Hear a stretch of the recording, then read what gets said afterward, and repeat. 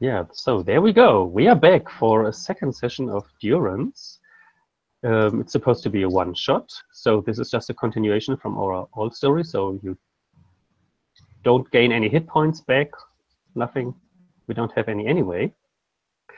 And we ended on quite a catastrophe, which makes it more difficult and at the same time easier to compile the stuff we had from last time, because it's all shattered into dust, as it seems.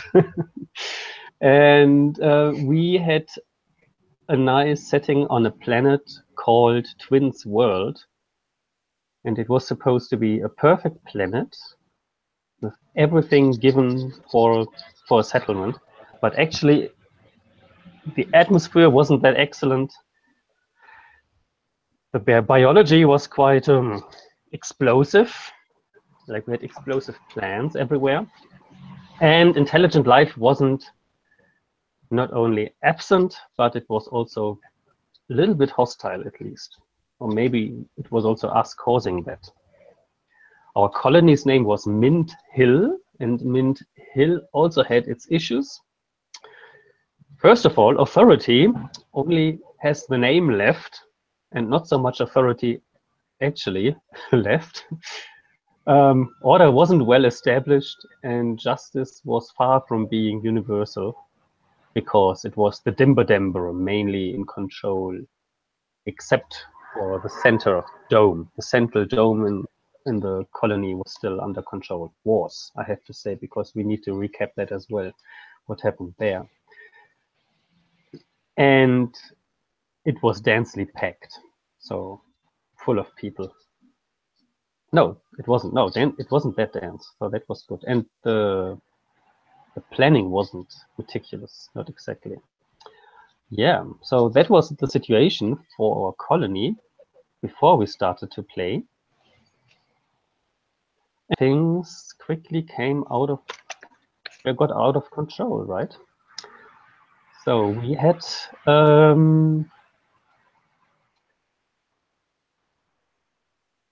a little misunderstanding. No, not really. Like, Brand and Crank, the two top-notch criminals in the colony, with Crank being the Dimber and Brand's his left hand. They had a small argument, and which left Brand's being observed by one of the legs, called Abbots. Hobbs. Hobbs was his name. And Hobbs was supposed to watch after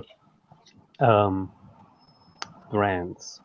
But that wasn't that important, because the same happened on the side of the authority, where there were Nuremi, the 4-star general leading the colony, and Naomi, the judge advocate of the colony, and they had a fallout.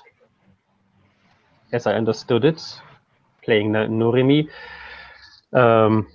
Naomi was a little bit too optimistic about how human rights and could help to govern the colony, like making it a little bit more humane there and getting to an agreement with everybody. Didn't believe in that, but instead Nuremi was going out with a tank and to fight the explosive plants farms of the natives, of the frog people. But it was a trap by Cranks, and Cranks blew her up, killed the poor general in first strike.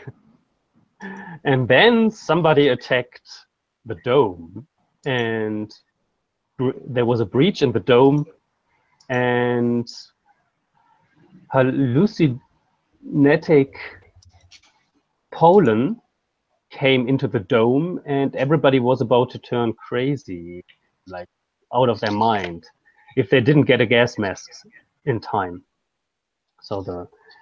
And what happened to Naomi? Naomi took control in the government building. So we have a new governor now. Naomi moved up the ladder. I had to create a new character, and my new character is Maya, the frog friend. an emancipist. Yeah, I think this is where we left. So what we ended up with, and maybe we need to repeat it to change that retrospectively, is like introducing all our characters again, one by one. There are many because everybody has 2 characters. And then we have like a better overview of what must have happened and what will happen next. Does that sound good for you? Yeah. Okay, so let's start with an introduction on the authority side first. On the authority side, we have as the first character. Yeah.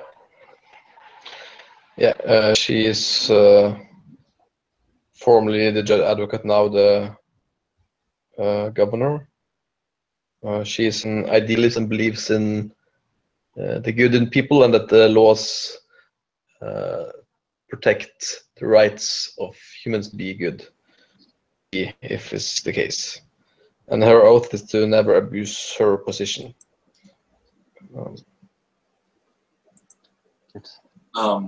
Did you name a new judge advocate, or are you holding on to both positions right now? I haven't.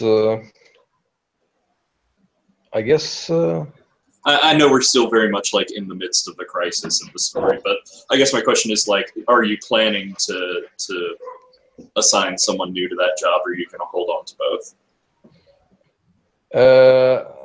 I haven't. I probably think that there will be a new person holding at one of the positions. I'm not sure.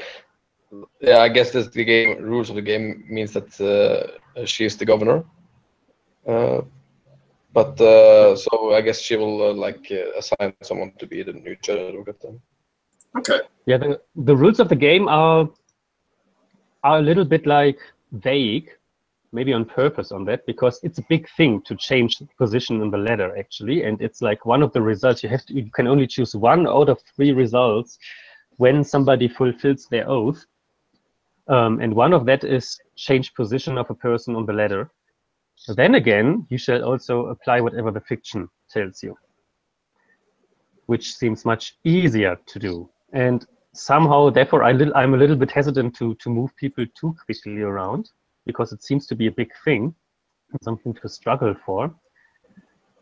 Yeah, so it could also be an NPC. So far, I also don't see exactly who could become the next judge advocate. Maybe somebody like Freya, who will be the next to be introduced, could become the right person to move up the ladder. Who knows?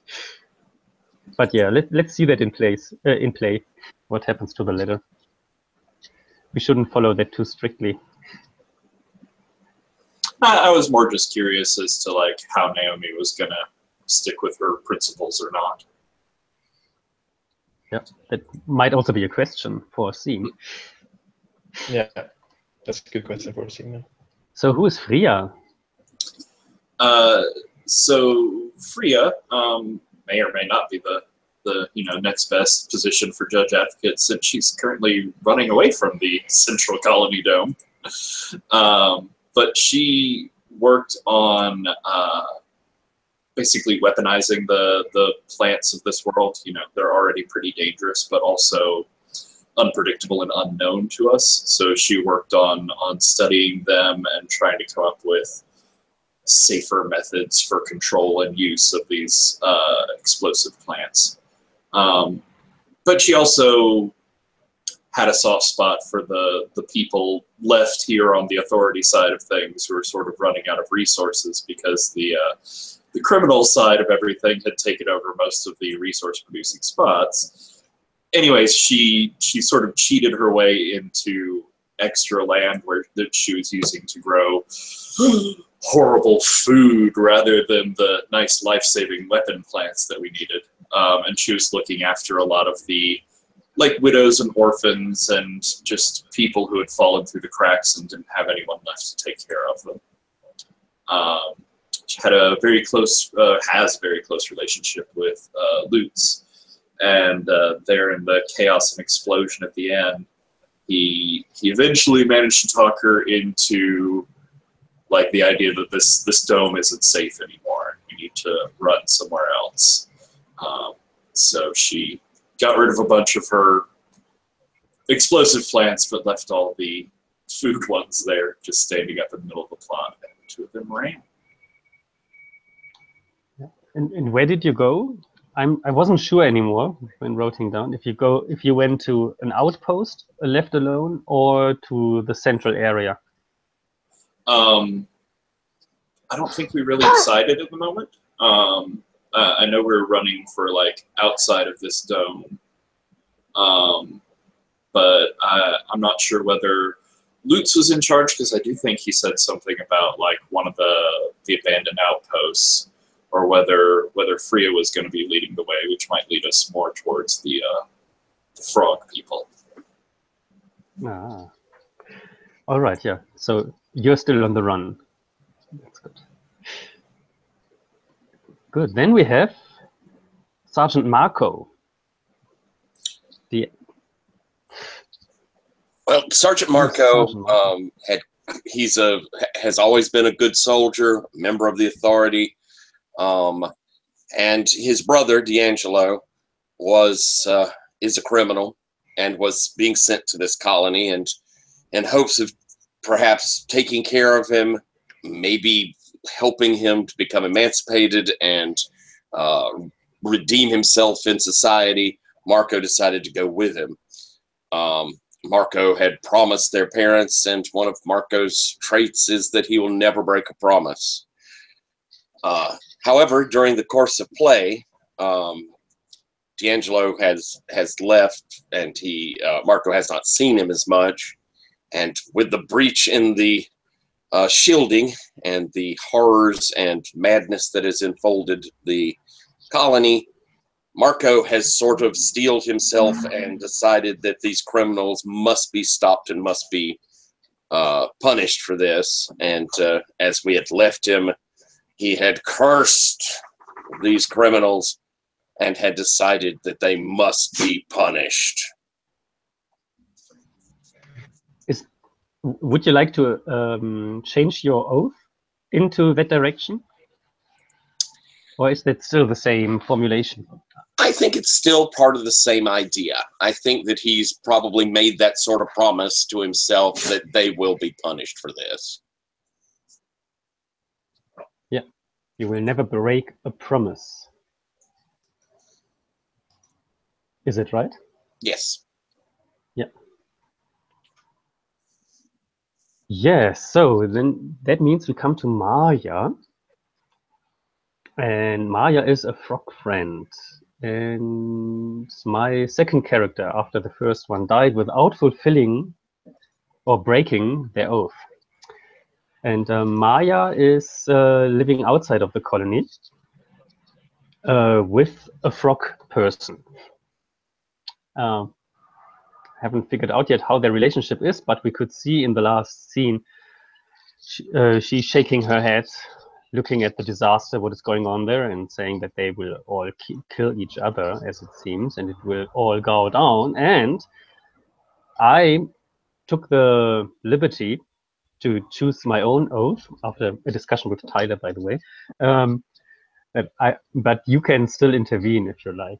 I thought a good oath for Maya would be to say, I will never go back there. And as with all oaths, it's the game ends when number of players' oaths are broken. So when we tell 4 stories to an end, then the game is officially over. However, we can extend or shorten that however we want, and it's the job of the facilitator or the host to keep an eye on timing. And well, sure, I will try to do so, but help me on that. So we have the criminal side, the convict side, yeah? Before we get there, Garrett, I thought Maya was a good opportunity, because one of the things that I really felt a lack in the game was that it sort of presents the variously complicated ideas of this other alien race on the planet, and then just says next to nothing about them. And so I don't really have a clear conception of what these aliens are or like, which I find it hard to work with them if I can't picture anything about them. Indeed, yeah. We know they're sort of lizard-like, and we know at least they have a little shamanism somewhere in there. Yeah. I think the book says they're lower technology level than us, but obviously they have these plans. But I was wondering if you had any ideas from Maya, or if anyone had any ideas for details to throw on this race. Yeah, I have two thoughts about that. One is, we have something like, we have this shaman, we have as a place, and some characters have some relationship with it, so we could nicely frame that into a guided question. And the nice thing is we could even go so far and have like a scene without any characters. So it would totally be okay that the guide says, how does life look like for the frog people on the planet, or how has their life changed through the arrival of the humans or something, and then one of us or all the others together can tell scenes there. The other is, I think the game doesn't want us to explore too much of their culture, but be focused on our culture. So if we diffuse too much into what the frog people are doing, I think we're leaving the focus of the game. So we need to find a balance there. Does that make sense? Somehow? Yeah. So I totally agree. We have to understand better what they are doing, and at the same time, it should be totally okay to not understand after trying to understand what they are doing. But at least we have to give it a try. Yeah. Which would make sense in terms of the analogy with Australian natives and so on. Yeah. Okay. Okay. Then let's continue on Cranks, the Quiet Killer. Cranks is our Dimber Damber. He is the head of a very resurgent and successful criminal element to the planet and the colony. He probably, I imagine he was sent here because of, he filled a similar function back in the home world, where he had an organization. He is known to not put up with much rebellion amongst his people. He is violent. His oath is, I will never moderate my power, and he has definitely shown that during our game, as he has blown up the former general, and he is pretty happy with this assault on the Central Dome. He is an iron fist sort of leader, and has had some problems with Brace, and has already at least given some indication that he's getting tired of what his abbot's rather indulgent lifestyle is causing. And I would say he is definitely a figure of menace, a true villainous sort of character.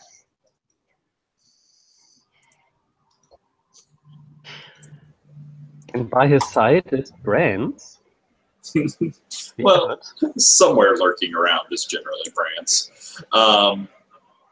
Yeah, Brance is the abbot, which in this situation is the like leader of the black market, the one who controls illicit drugs and goods trades.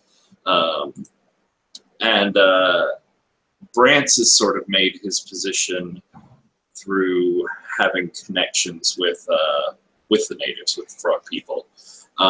He's, I think, managed to get them to leave us alone as we've sort of broken down the colonial marine structure of safety. He's worked deals with the frog people to keep the criminal convict safe.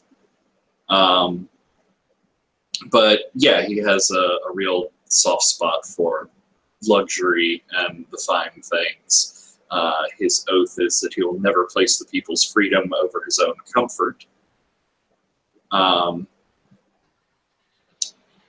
yeah, I guess sort of outstanding questions about him would be like what he did to get a good connection with the natives, what sort of underground illicit things he does move around, and whether he actually supports or likes cranks at all. I don't think that's a question. He definitely doesn't like cranks, but whether they'll support each other. I don't know if many people really like cranks.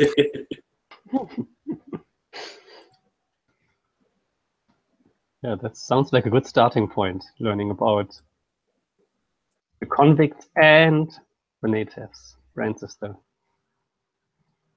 missing link there, possibly. So we still have D'Angelo. Yep. We didn't really see much of D'Angelo last time, but he is used to be a fighter for like mixed martial arts things, like cage fighting. But then, due to unfortunate events, he killed someone defending his wife. Got sent to this prison colony. And the only thing we saw from him last time is that during the apocalyptic events, he was working on a farm outside the dome, saw frogmen encroaching on him. His brother is also here as prison, even though he seems to have forgotten about D'Angelo at the moment. Cool, yeah. The way you said it about he killed somebody defending his wife, I hope you were defending your wife, right? Not the other one. Oh, yeah. Cool.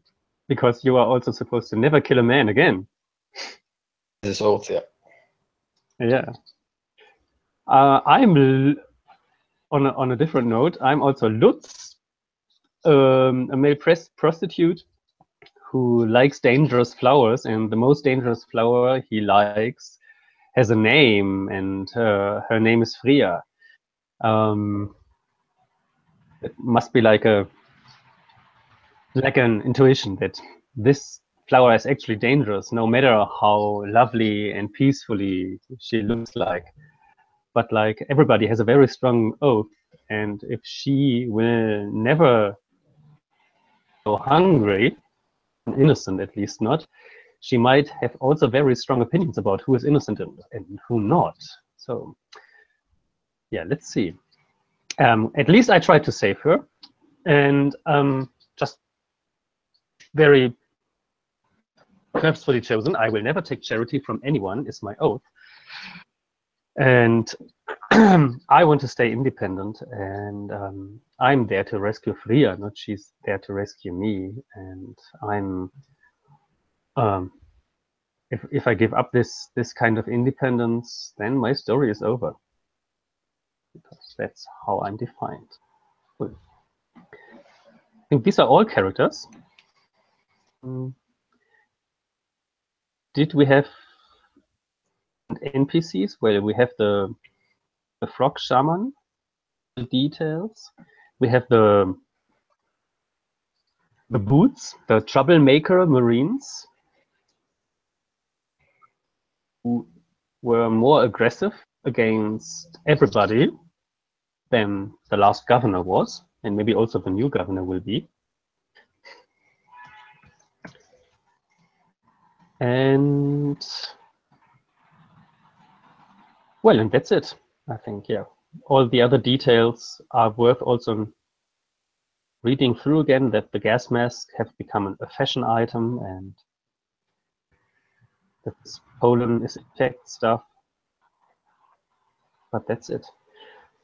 Resolution, let's repeat that quickly. So when you are the guide and we take turns, so next one whose turn it is me, then you ask a question and lean back and let the others figure out how the scene shall look like. A scene doesn't have to have any characters. It can also be simply a description of what is going on, or it can be a monologue, flashback, whatever you want, like Fiasco. And when the guide or anybody else feels there comes a moment of uncertainty in the scene, roll 2 of the 3 dice in the uncertainty triangle, and in clockwise dominating the die dominate each other, so you can only choose a theme to end the scene which dominates the next one clockwise. If there's a pair of similar dice with the same number, then especially event triggers, and it has to be built in. That comes from a random table. If all 3 show the same number, an epic event comes and changes everything. But that is totally rare and should hardly ever appear in the game. It's like too unlikely. Doesn't happen usually. No, usually not. Yeah. Of course, we had one in the first round. Yes. So we destroyed our colony already. Yeah, that's the drama about random events. Yeah, and the idea is to tell our stories in a direction where our oaths are broken, and we want to break as many oaths as possible. When an oath is broken, a special mechanic triggers and things can change in the colony. There's a page and we can set up what happens there. Yeah, the 3 themes we have in play are servility and savagery as the default themes, and the third one we chose was safety. I understand now why we chose safety, because there's no safety anymore in colony nowhere. Cool. All right. Do you want to have a little break now before we have the first scene, or jump directly in? I think we can jump in. From my side, we could jump in directly. No intervention. Then let's go. And then we can easily say that after one round, when everybody had one scene, then it's time for a first little break, I would say. So I have to come up with a question now, and you are there to resolve it for me. Question is, I want to see I want to know more about the frog people, and therefore I think that was D'Angelo. You were confronted by the frog people, right? Mm-hmm. Yeah.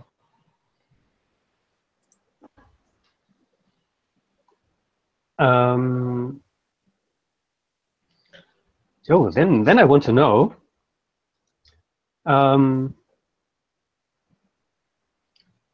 Because I don't want to see you breaking your oath directly. Damn. So I will ask you. How did you? Why did the frog people try to kill you? That's my question.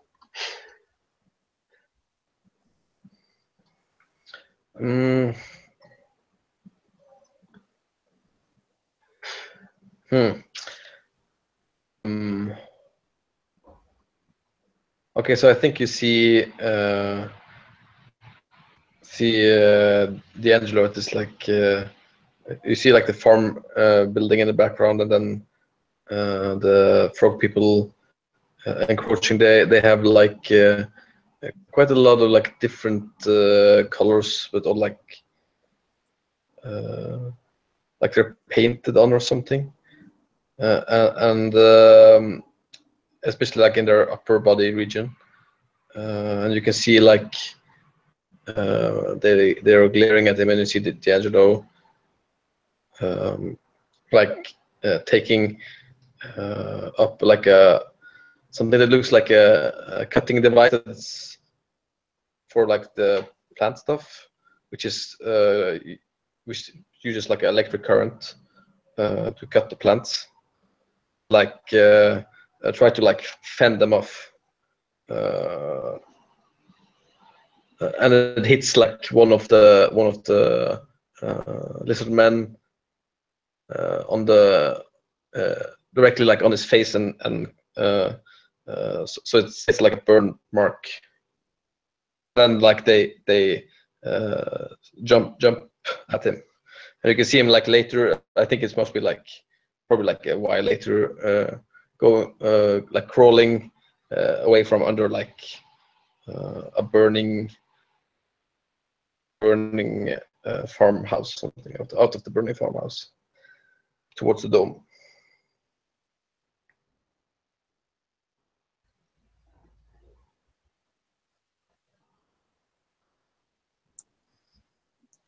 Does that answer my question? Well, my proposed answer was that he engaged them with violence because he was assuming that they were unfriendly. And okay, and they broke through. I might have missed the last part. Sorry. Yeah, well, he attacked them, and then they kicked his ass, but he got out of there and went towards the dome. So they did attack him, or at the very least, they came up and you beat them up. Yeah. They replied in kind. Whoa. Okay.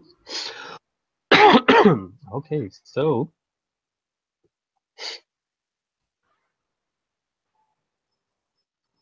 as we have, I didn't see an uncertainty here, so we don't need to roll there. Okay, then we move on to the next scene.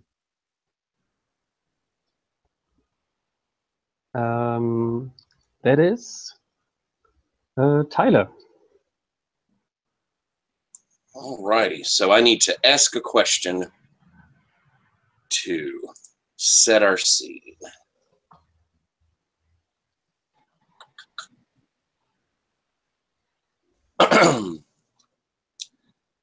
How about, well, I'm just interested to know what's going to happen here. How do Lutz and Freya make their way to safety?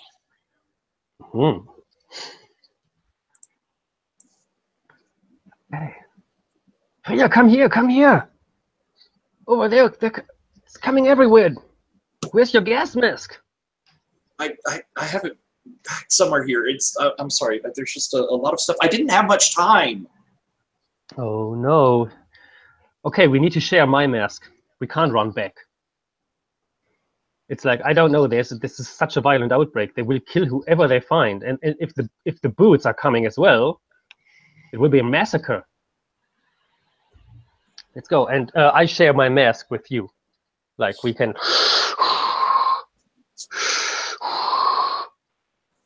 as quickly as we can. Let's get over there. Let's get over there. The old outpost. Let's get to it. I haven't been outside of the dome much since we landed here. Where? I don't know where. It's like, you see up the hill? It's where very close where this crazy shaman is living. But Lutz, what about the Timber Dammer man? What about the convicts? Let's stay outside as long as we can, and when the smoke is gone, we can still return.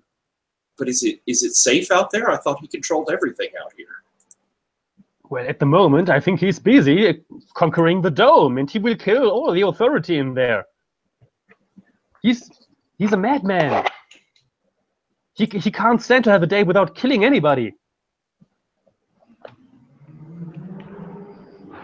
And I push you, I drag you with my hand up the hill. We go up there.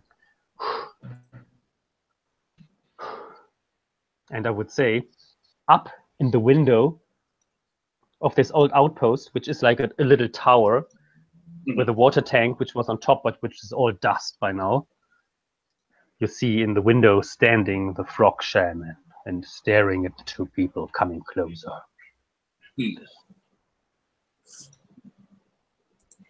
Nice.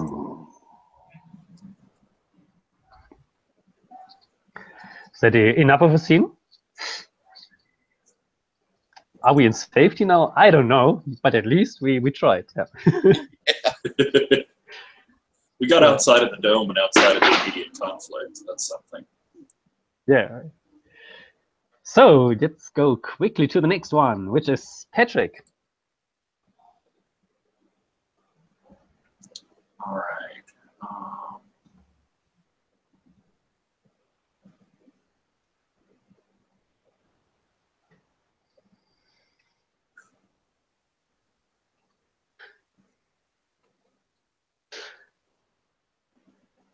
We don't want to roll the dice anymore because we had enough catastrophic events here, right? I'm honestly still a little bit curious about you know, where Lutz and Freya are heading. So I'd be curious to see like when and how Lutz found his way into this abandoned place, determined that it was safe, this outpost here. Like, why is it abandoned, and what has Lutz done to sort of make a spot here for himself?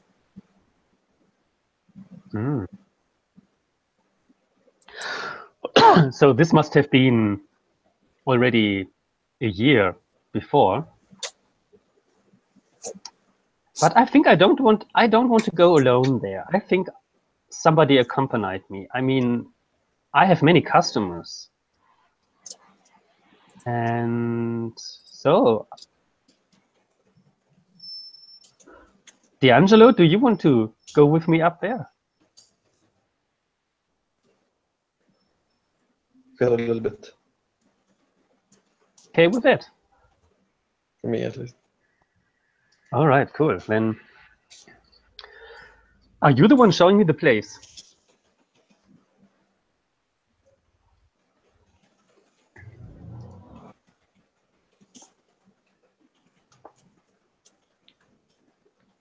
Is it D'Angelo you're talking about now? Yeah. Okay. Yeah. You cut out a bit there, so I didn't catch. But okay, yeah, sorry, yeah. sure. Yeah, maybe it is. I think it's like a place. Yeah, I think like he's showing you. It's like, I think he got like a 20-pack of cigarettes of someone, and together today, and it's like offering you a cigarette. Wow. This is real stuff. This is tobacco. I don't know if it's tobacco, but is it not? Yeah, I don't know. The shit you get out here is, well, it's passable. But yeah, don't get caught by the guards smoking this. Yeah, well, nobody's supposed to go up here. Nah. Yeah, that's the good thing about it. Nobody actually does. I have heard that this shaman who's living close by here is protecting like a sacred place of the frog people. Is that true? Sacred place? Really? I don't know. They seem tribal to me. Well, I see some like stone stuff over there, but yeah. I don't know. They have never been around while I've been smoking. It looks man-made. It as if it's melted in the stone, but well, they are primitives. They don't have such tools to melt stone or something. But it looks quite impressive. How do you know so much about them? I'm I haven't curious. seen one. Yeah. I don't know what you have against them, actually, because, like, don't you have any, like, a kind of curiosity? Like, they have been here, like, 1,000 years before us. I mean, I don't got anything against them. They're just, it says in the manual, if attacked by primitives. No, I don't want to do that, but I'm sure there's a reason for such aggressive language use. You don't think? I don't know. But this stuff is really good. I love to smoke it. You know what? I have a new customer. Her name is Freya, and she is very much into this plants, explosives, and so on. I think she's supposed to design weapons for authority. That could be a game changer in the colony. That would be the end of the Dimber Dember. Yeah, I'm not sure if I want him to get a hand on explosive plants. But, well, I don't know. I don't want the authority to have a hand on explosive plants either. So, be enjoying my cigarettes. I guess that's what I can hope for in a place like this. Oh. Shh, I think there's somebody coming. Is it the shaman? Just crouch down. Let's hide. Let's hide. I think that's probably a good uncertainty point there. Let's get the dice. I want to see the dice roll. And just so I'm clear there, was it like this outpost is not one of ours? It's something made by the frog people? My idea was that it was built by us, but given up then again. Oh, okay. For some reason. Maybe because the frog people were too much into getting us away from their sacred place. Gotcha. I'm going to reroll savagery and safety, and let's see what happens. Huh. Well, they're not even anymore. So yes, and you have two options. This could be safety or this could be servility. I think this is the first time we've seen safety not be the lowest thing out there. I think it's just That fits the story so far.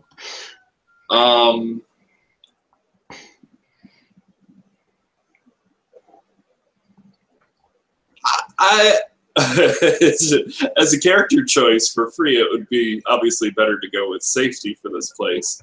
But I think it's sort of more interesting to go with servility, like maybe the idea of these frog people find you, but they don't kick you out of this place. They don't get angry at you. Like, what did you do to convince them to let you keep coming back here? Oh, that sounds good. Yeah. Or Mika, if you've got another idea? interpretation on servility, take it. But yeah, I'm going with servility. Yeah. Cool.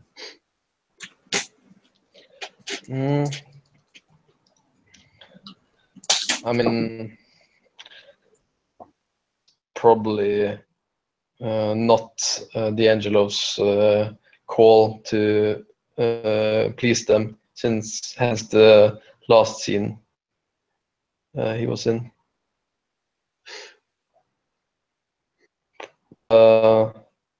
He will surely disagree with your choice.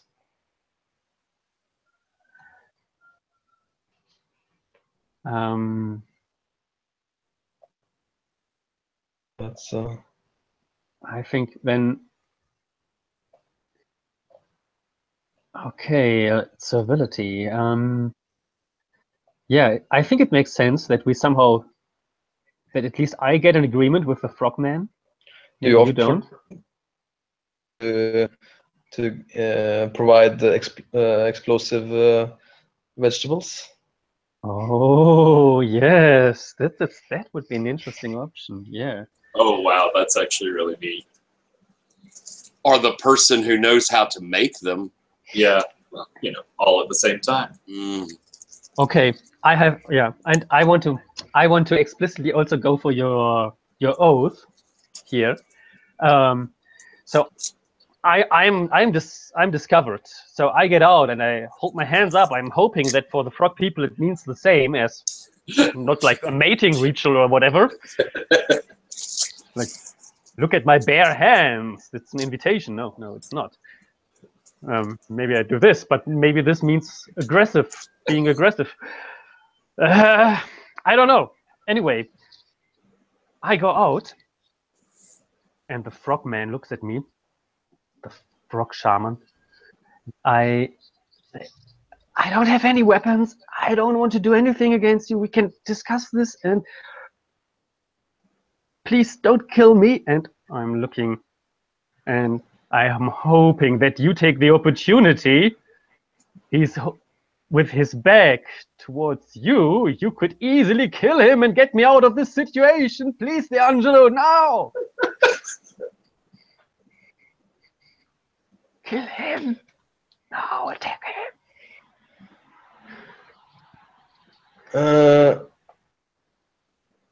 I think, like, when you look behind, you see no D'Angelo there anymore. Cool. And that was the end of our friendship. Okay, and the shaman suddenly starts speaking our tongue very roughly and making it clear to me that I can do him a favor. He is also offering favors to me in exchange of knowledge and wisdom between our people. And it takes a while, and it's late by night when I return to the colony. I have been with the frog shaman. Good. Nice. But I didn't take his charity. It was a deal. Well, all right. Yes, you're Okay, planning. your scene. You're planning on paying for your freedom with, you know, freedom in your bag of stuff. Yes. Yeah.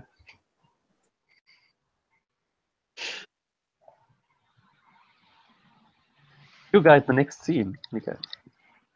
Yep. I'd like to see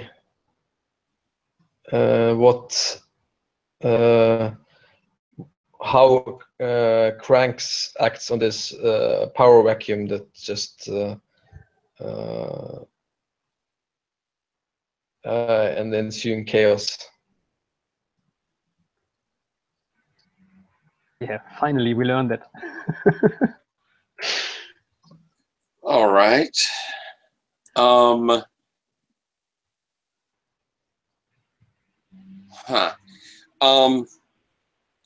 I'd like to have somebody else in this with me. Trying to see if there's a because ideally it'd be Naomi, but I don't know if I can bring in the person asking. Can you bring in the person who's guiding? They're not supposed to be a major part of the scene. They can be there, I think. Gotcha. Okay, you can kind of be there as in a bit of this. Then we see that through the crack in the dome, Crank's striding in. He's got his lags there with him. They're firing, and most of the colony has, of course, run back to the central structure. And we see that the guards are there, but they've, pulled back. They've locked up, and Crank's just almost second nature is able to keep cover as he's moving across. He's a man that's been shot at more than once, and as he gets close, he pulls out a loudspeaker. Says, "All right, in there, your governor's gone. Your dome is shattered. There's a new order in town." Hey, hey! Whoa! Whichever one of you thinks you're in charge, come out, give up your weapons, and you will have the same kindness you've shown me and my boys all these months. Time for you to see what it's like to scrounge for emancipation.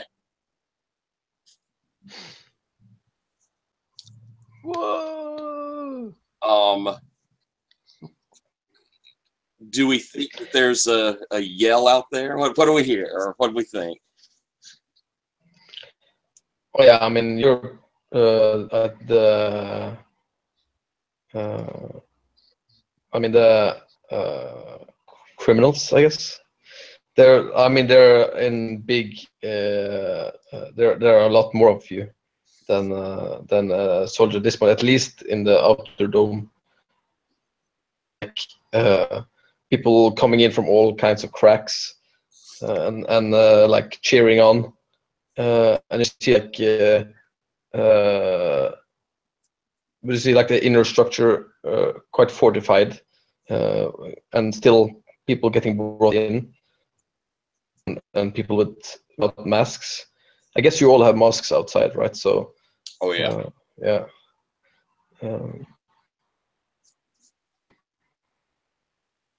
Naomi in the window, just like looking at the Cranks with like her arms across her chest, talking to someone behind the window, and like pointing at him, and signaling to, yeah. All right. I think it's time for the boots to show up here. That makes sense.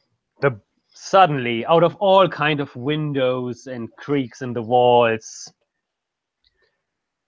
guns are how do you call it? Unsaved, like, and pointing in your direction. And the leader of the boots shouts to Naomi, "We have this under control. We kick this scum out of the dome now. Go or die." Time for uncertainty. Like an uncertainty point to me.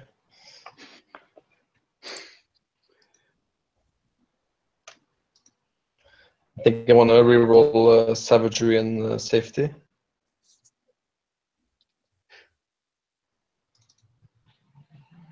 Oh.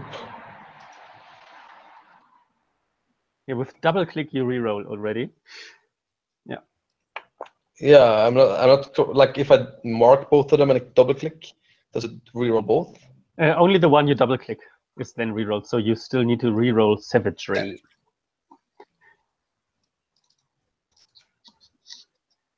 There we go. Another random event we need to look up. All right. I like random events. Tight freeze on 4. The gravity of absolute power bends reality around it. That is lyrical. It's not really clear, but it is pretty. All right. Okay. So that's for. So Mikhail, you need to pick one, and then no, the random event goes off. So that's just what happens, right? The random event goes off, and safety wins. So the event has to end on safety. Okay. And at the same time, we have the absolute power warping reality around it. Okay. Yeah. And so that's me to describe out, right? Yes, everybody. All right. As the commander of the boots makes this proclamation, gunfire starts, and Cranks dives back behind. Bloody hell! Start firing! Shoot them down! And so these criminals, not great soldiers, are firing pretty randomly at the structure while they're starting to drop. and we see the door open, and Marco come running out with a flying unit of about 5 of the soldiers, and they are just mowing their way through these criminals who are in no way capable of fighting a disciplined army. As Cranks goes, "Fuck it! To your heels, boys! To your heels!" And the criminals hightail it the fuck out of there. All right. I think like you hear over the intercom, surrender your weapons and you will be spared from Naomi. Cranks, you know it's not worth it. You will die out there. You selfish fuck. I will throw a mean, rude gesture over my shoulder as I grab my troops and fall back. We are certainly more capable of handling these guys outside of the dome, so we'll retreat back to our place of strength. Good. Sound like And, scene? That sounds like a scene. I don't know. How, yeah. Yeah. Safety in such a situation might be, yeah. Well, my thought Relative. is that we ended up, some of us, escaped to safety, and Indeed. we thought that the authority warped reality. They're being overwhelmed. They still managed to just beat the piss out of us. All right. Cool. Yeah. Yeah. Then we are 1 round through. I already have a question, but then we make a little bio break. My question is, how is Brands saving the day?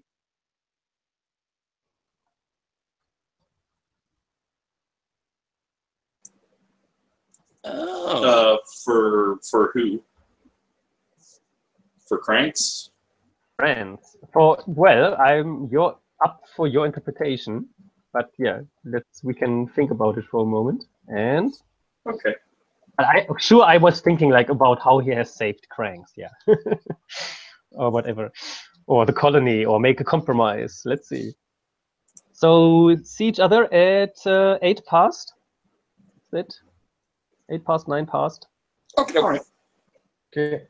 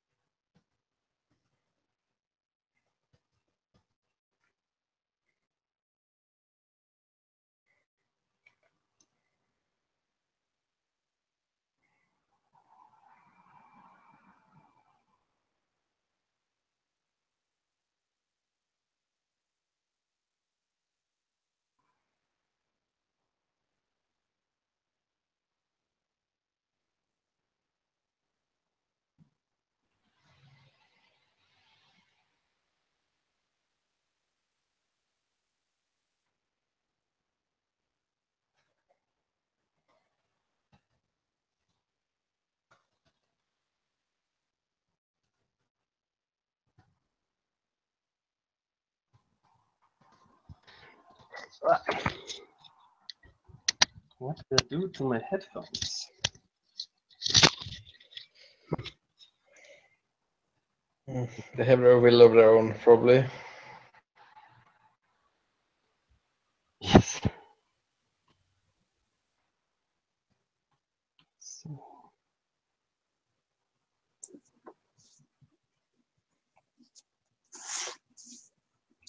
We should probably give the captain of the boots a name as well. I could do that. Yes.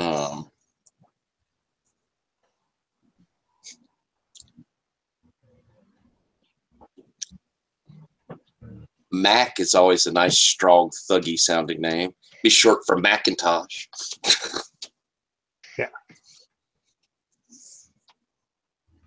And he might fill the functionary position, which is empty.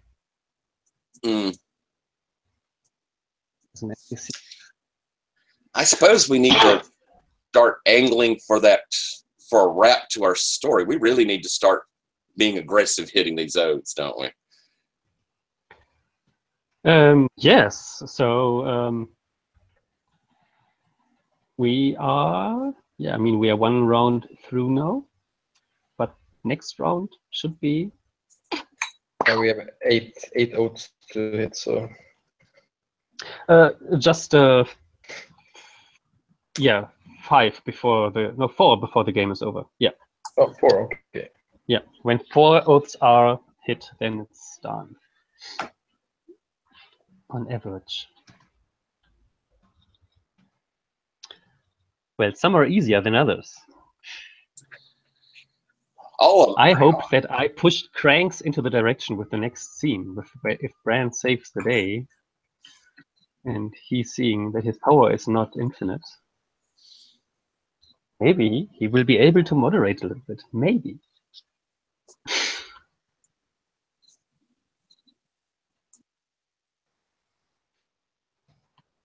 see. Yeah, I'm sorry. I'm struggling with where to go. Hello. All right. So we left when I asked the question. How did Brands save the day? And yeah, when I asked that, I had in mind like that the convicts had to withdraw because the boots are even more crazy than the convicts. And Sergeant Marco is such a professional Marine. Yes, sure.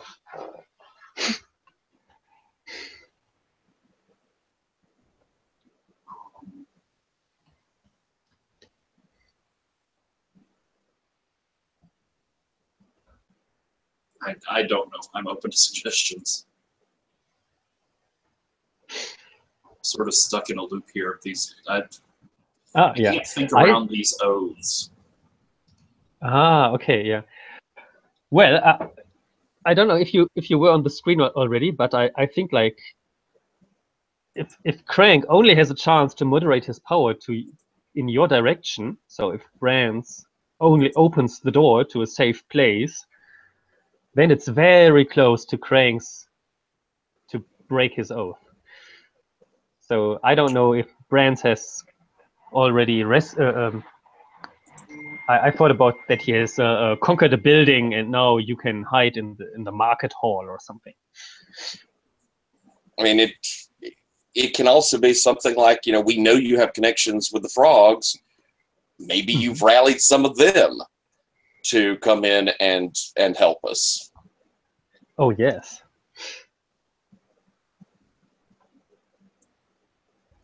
So, yeah, maybe that's like as... So let's see how that hits it. Whatever.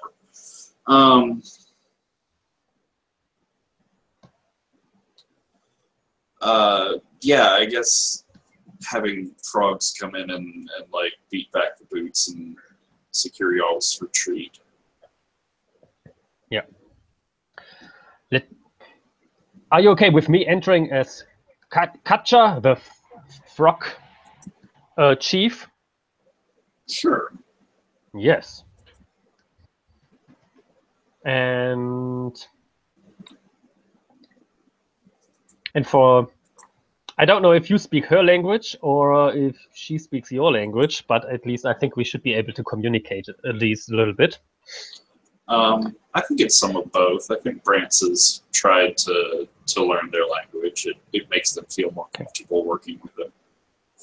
Yeah, but also it makes you more exclusive. Then only you are able to discuss with them. Yeah, and you know, if there's limited language going on, like I feel better being the one that sounds sort of dumb or childish rather than making them be the ones being awkward with the language.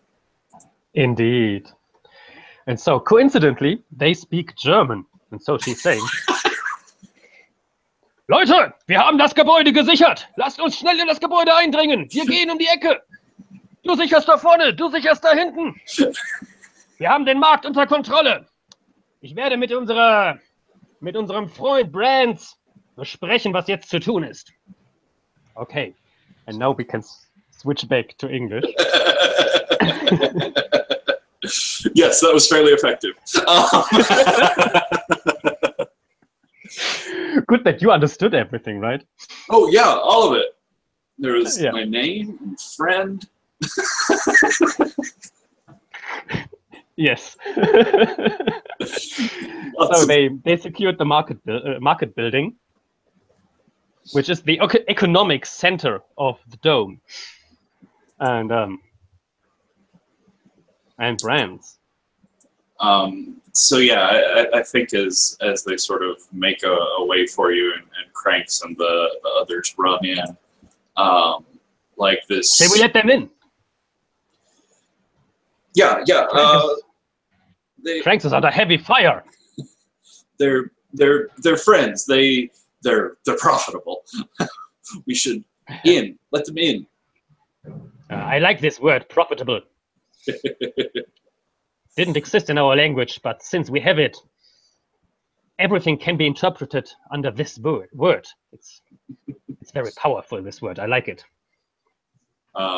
But yeah, I think as Cranks and the guys come in, like this place is fairly close to the Central Dome, so I don't think the convicts in general have been here in a while. And it's not like there's just some frog people that Brantz has let in here to come and do a rescue for you. Like, they have obviously been in here for a while. Like, they've redone and repurposed the market so that now it looks like one of their villages, but it's here right under the nose of the dome, basically. Again, like the frog people have the market? Yeah. Maybe. So the market hall is outside of the dome, because I was. Okay. I don't know. Yeah, I mean, because I'd already run us out of the dome itself. Okay. So this probably is just outside that Central Dome in our over village sort of area.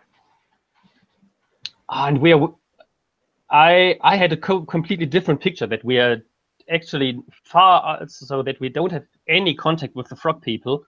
That very rarely we have like some interaction, but it seems we live very closely together with them. I think that my sort of point here was that it was surprising that there shouldn't be a place where the frog people are living anywhere close to our outpost. But there's one right outside the door where they've been secretly setting up an outpost. Okay. How does that look like? That we didn't recognize them and they were so close. It's the marketplace. It still looks the same from the outside. They've grown a lot of plants and set up their sort of living spaces on the inside. I think maybe they have a tunnel out the bottom. And so the marketplace was not in use by us anymore, but abandoned by. Yeah. I think it was sort of the central meeting post for like all of the different outposts. They would come together in this sort of central place that wasn't under the authorities' dome to have like a free marketplace. And then eventually, since we'd taken over everything, the criminals didn't use it. Yeah, because it was right outside the dome, sort of. Does any of this make sense? Yeah. Yeah, I need to get my head around it because I was thinking it's the economic center and it's inside of the dome, so it was completely the opposite what I had in mind, and that you were conquering the economic center. Okay, but then so Cranks is outside of the dome and in this market hall, and you are withdrawing in that market hall and find that the frog people have been there all the time. With Brant's there. Yeah. Okay. I like that. Cool. Okay, cool. Yeah, I just need to get my head around it because, yeah, then also the German I was talking didn't make so much sense. But Oh, it didn't make so sorry. much sense to you anyway. All right. Good. But I'm the guide. I won't intervene much further anyway. As Cranks comes in, he's, boys, get to the window. What the fuck? Brant, what? Why are these frogs here? Why are they here? Why do you think you still have food and safety? Didn't come free. You're telling me they've been right here all along with us? Well, not with you. You left this place abandoned. You prefer to stick to the outpost, the more secure areas. This is a place that they wanted to come back to, and they were willing to pay handsomely for the opportunity. And you didn't think you should tell me this? You never asked. I'm starting to get a little bit tired of your smart... And as I pull my gun out, I'm guessing the natives drop their weapons directly to my face. Uncertainty.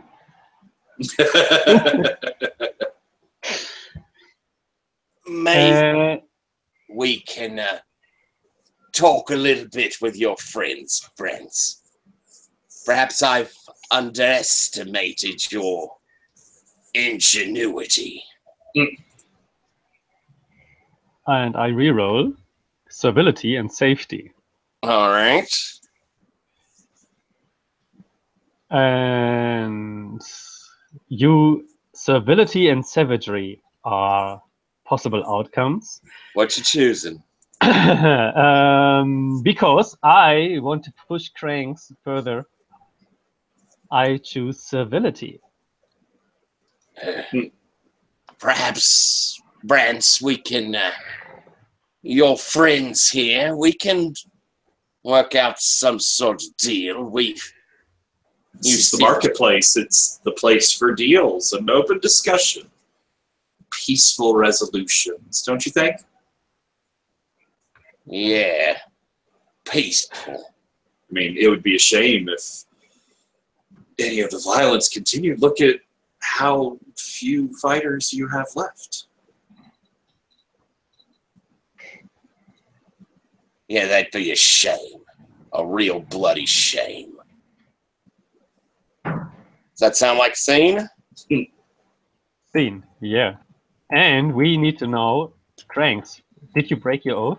I think I probably broke my oath there. I was like, yeah. Which means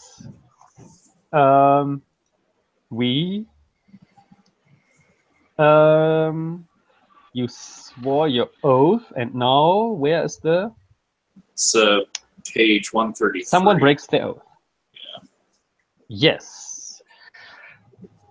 When an oath is broken, the player of the oath-breaking notable must immediately choose one of the following options. Okay. A notable changes position on the ladder. A planetary survey or colonial record assessment changes, for better or worse. So, for example, like from our colony, with the break of the dome, we could easily establish that things are getting a little bit more dense because there's not much breathable space left, for example. Or the unique drive for the game changes.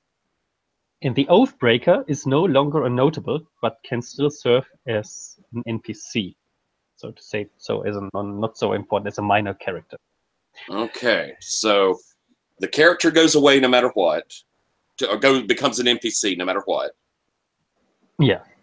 So And- you could become could turn into a tame Dimber Dember. I like that Tamed idea. by Okay. I'm going to change our drive I like Alright. that. Yeah. and turn it into harmony. Oh, nice. Huh. That's I cool. will create that. Yeah, that makes sense. That makes a lot of sense. Safety is a lost case, I would say. It certainly is without some harmony.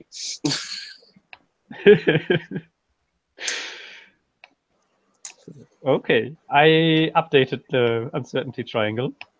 Now we have harmony there. Cool. I would also be so open that we can also change other stuff. So it's not only choose one. So if it makes sense to move, for example, brands to be the new Dimber Dember, that would be okay. But I think it's even nicer if the Dimber's Dember. Yeah, Go ahead. I like the idea of him still being in place, but being sort of declawed, at least for the duration of our story. Yeah, I kind of like that too. I could definitely see a rise of Cranks again in the future, but for this particular arc. I think there's more interest in him having to have Brantz really in charge, but still being that figurehead. Because I don't imagine Brantz is the sort of person who wants to personally go out and kill people. No. Yeah. Then Tyler, it's your scene next. Alrighty. You're the guide. It's not your scene. Quite the opposite. Right. Then I think I'd like to see. I got it. I think I would like to see, after D'Angelo has fought off these frogs and is trying to look for safety, how coming to Maya changes his opinion of the frogs. Does that seem who like a has good run? question? It sounds like, yeah. Who is that? Who ran into safety? D'Angelo. D'Angelo. Ah, cool. Yeah, that sounds good. Where does D'Angelo find Maya? I was on another hill outside, and together with my frog partner, I was there, and I moved to the frog people, and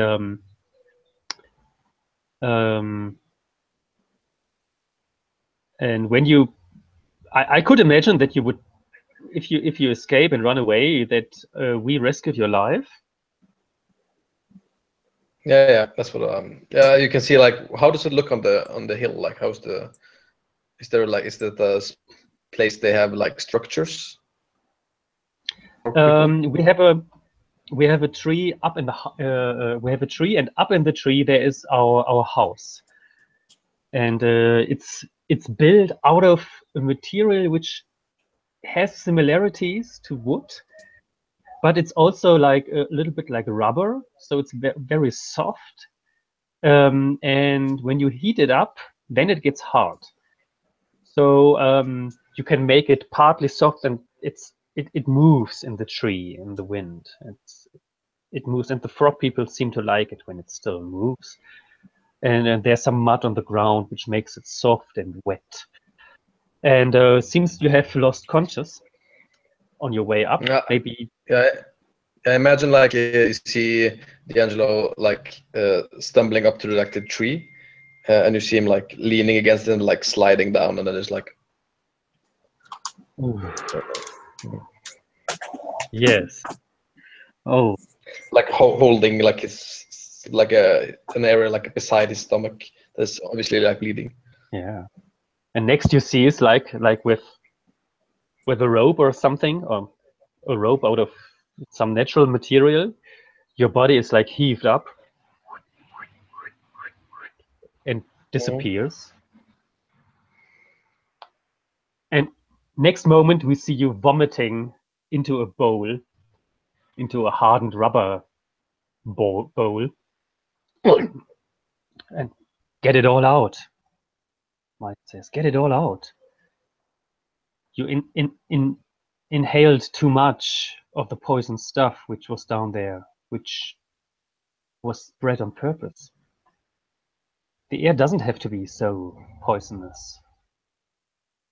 Just around our settlement that it is, actually. How do you feel?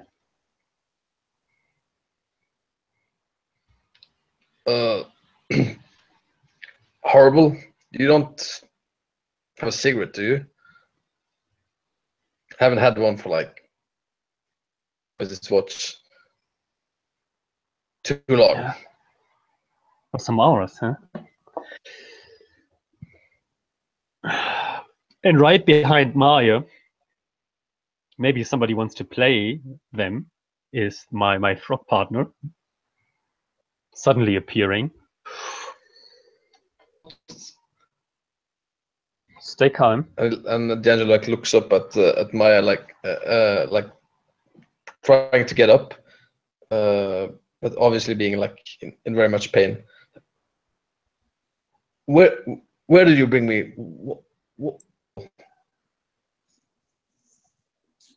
The frog friend says in German, can we trust this one? No, we can't. We can't trust any human. But let's see what he has to say. Maybe he can tell us more what has happened in the colony. Mm. Maybe he understands better. And then I talk with you again. What's your name?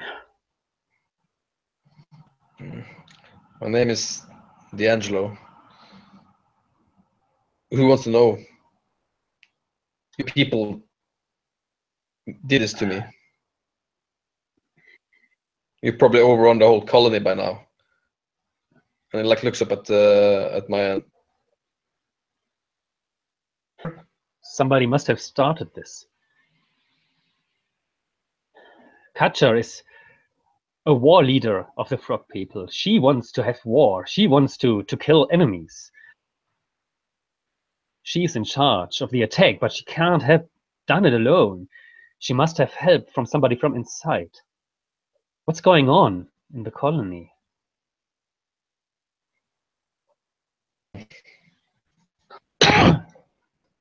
Maybe it's finally, maybe Crank's finally got his hand on some of these explosives. What do these people want? Why are you helping them? What do you, me personally, you mean? I'm talking to Maya. Yeah. I'm not talking to you. I just want to have a peaceful life. We have arrived here. This is Tin's world Twin's world could be such a good place to live. But the way our people have handled it, how we arrived here, how we treat ourselves, how we differentiate each other in convicts and authority, that only can lead to more violence. Look at the mess down there. And another explosion like comes from the valley. I think you see D'Angelo like look up at the frogman standing over him and it's like, maybe you're right.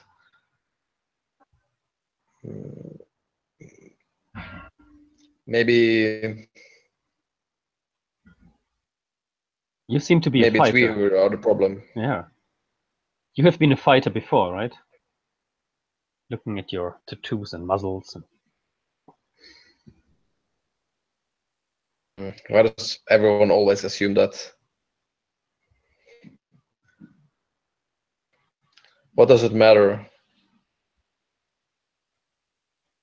If we're fighting for freedom, and I don't mind fighting for theirs as well. But first, someone has to help me with this hole in my stomach. I think this We sounds can do like, that. does this sound like uncertainty, or do we feel I like, think, like, yeah, I have an idea. all right. And please roll. I'm going to roll harmony and savagery. Mm-hmm. Well, harmony went to a 1. And savagery went to a 1. Oh, good. Another Random event. random event. Tied ones, and a 5 is mercy tempers justice. Oh, how perfect. Yeah, that was poetic. Tempers. So, Mildred.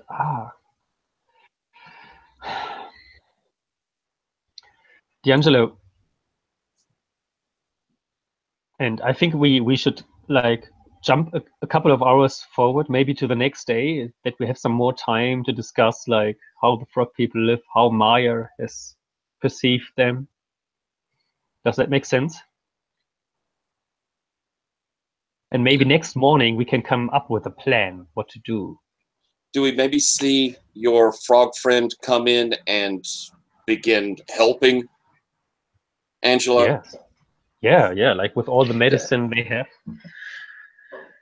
Yeah, He I think also like you has- see the next morning, like while over like a table of plants, you see like D'Angelo with like a bandage thing around his stomach, like leaning on top of the shoulders of one of the lizard men, and he like points towards like the dome and says something.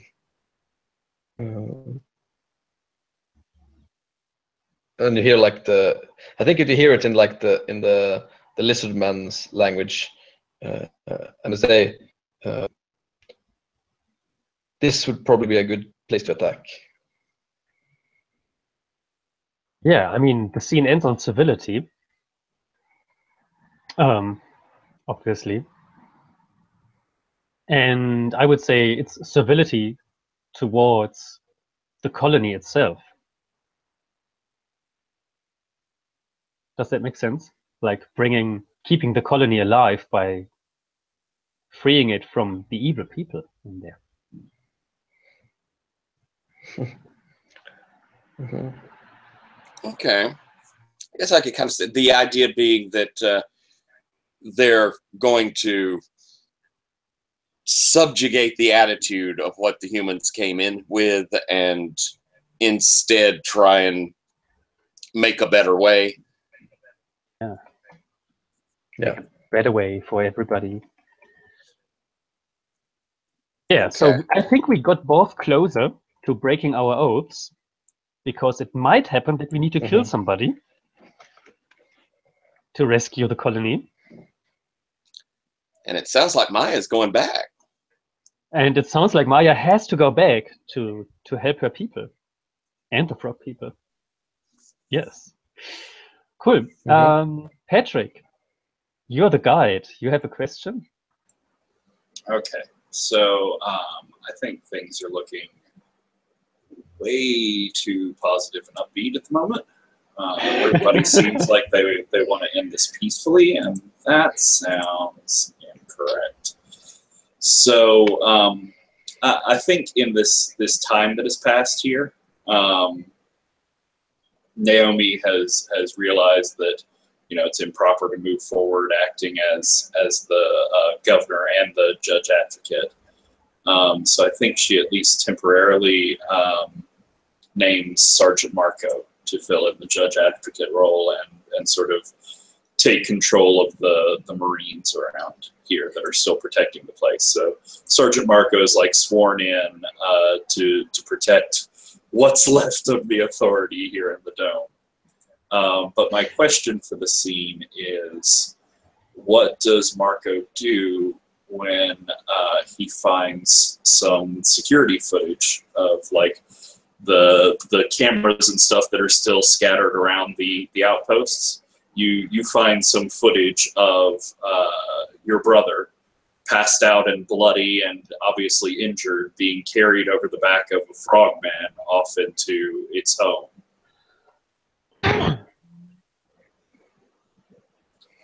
Now that you have the Marines under your command, but also the responsibility to stay here and protect this place.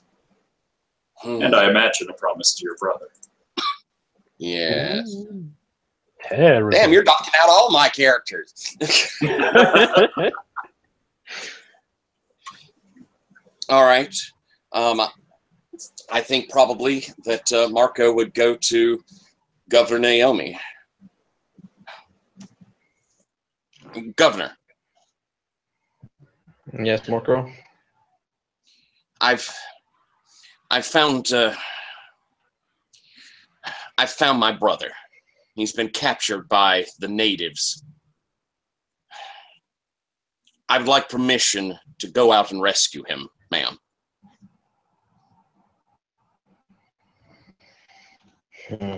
Marco, you're in a position of authority. We need you here.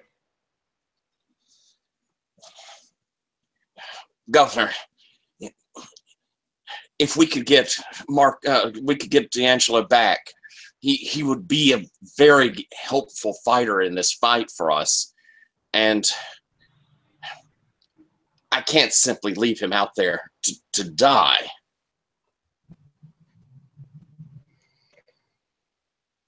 I won't take any troops, and Captain Mack of the Boots is more than capable of defending the structure.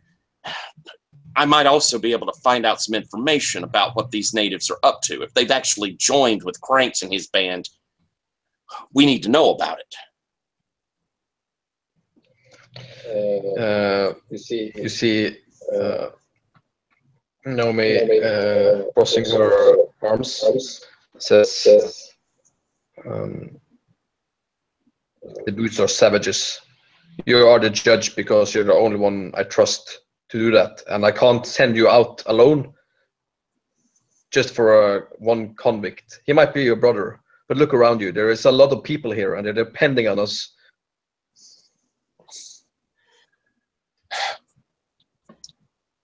Governor, Final. Do your job. Defend these people. Very well, Governor. I'll turn on my heel, stomp out. Yeah. Uncertainty. Yeah, that probably is. Patrick? Okay.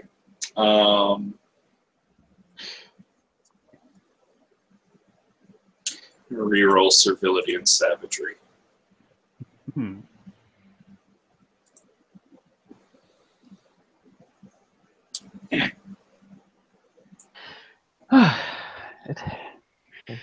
So that leaves savagery.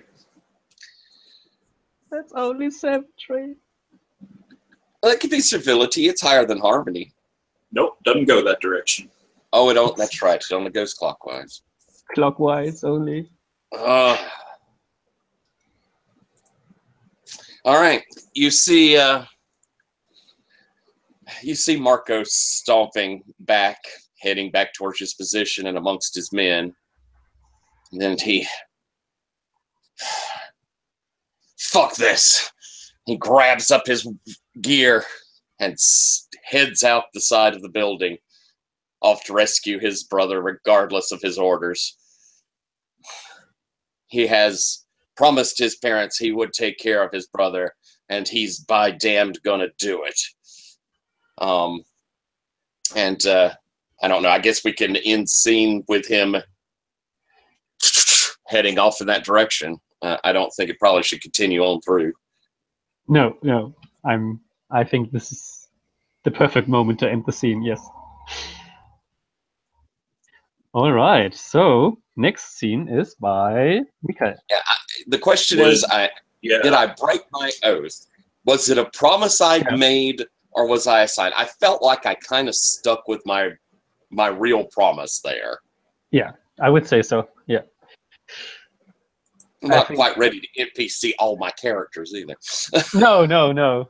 And I totally, and I think like it makes perfect sense. If you break your promise, then it's in front of your brother. Yeah, that's a better dramatic scene. Yeah. Do we think that Naomi was abusing her power? No. Oh. I think that probably was the legitimate thing to do. Yeah. Naomi I was think being so. Yeah, responsible. yeah. No. Let's see how it goes. But I already have an idea to make her abuse her power. Let's see. that's too tempting. But let's see how the world changes with the next scene. Who's up? Mikael.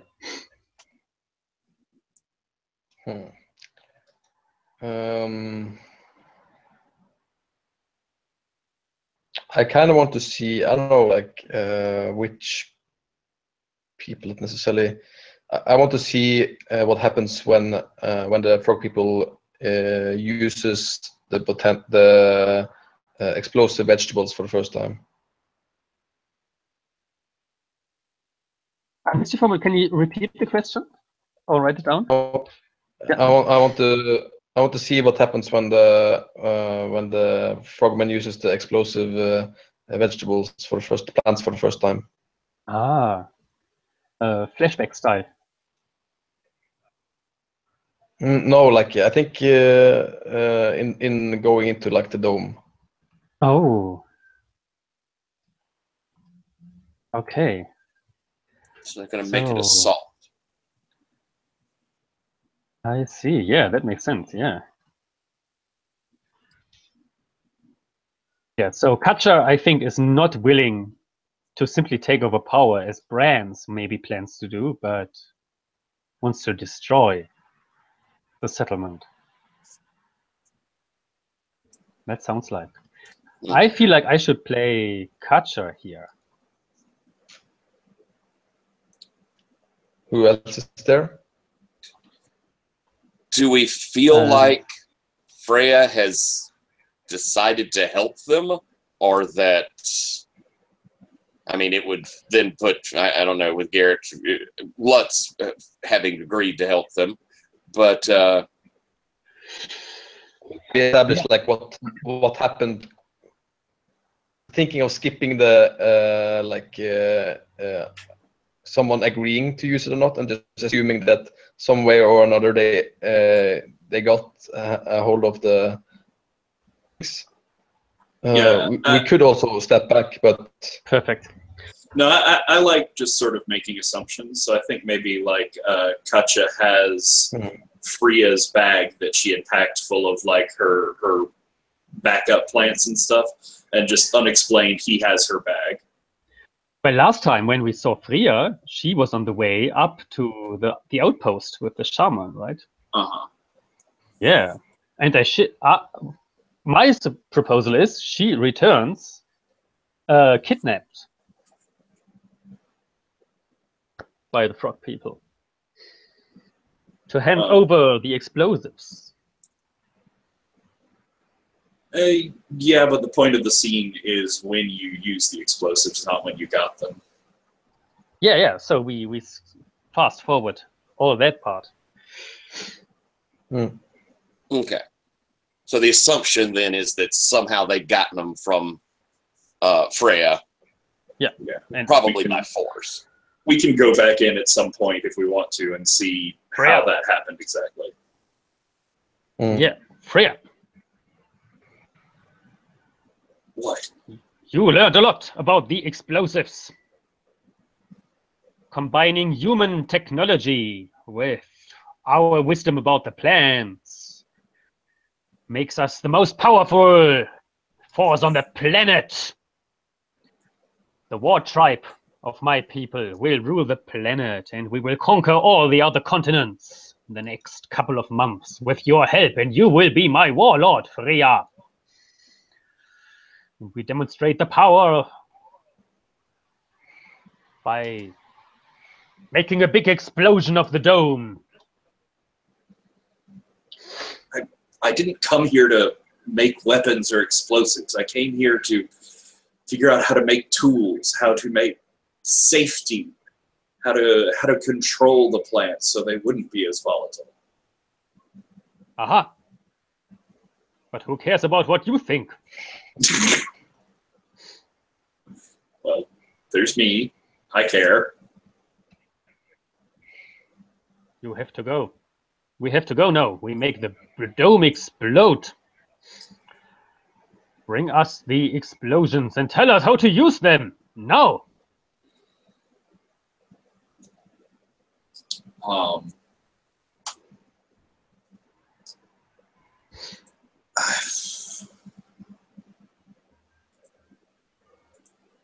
I'm not sure.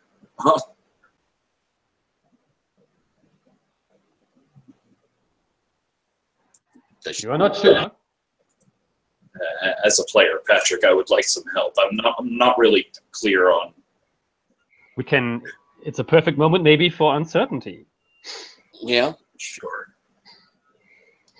Or you could just simply refuse. Yeah. What does the guide say? Yeah.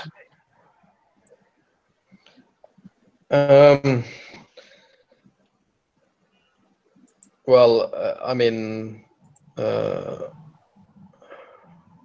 I'm also a bit unsure, to be honest. But I would say that now that you posit the question, put Free in the position to say yes or no to using the explosive, I guess up to her to react on that, I guess.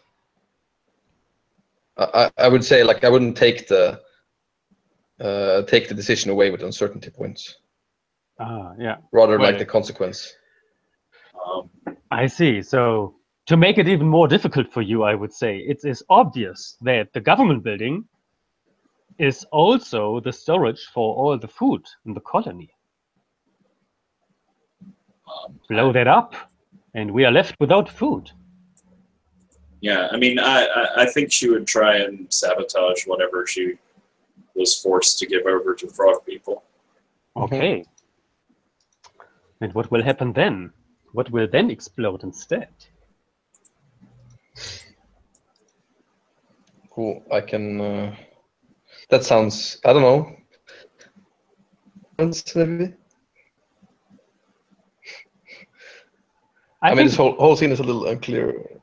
Yeah. Is it? Okay. But I guess.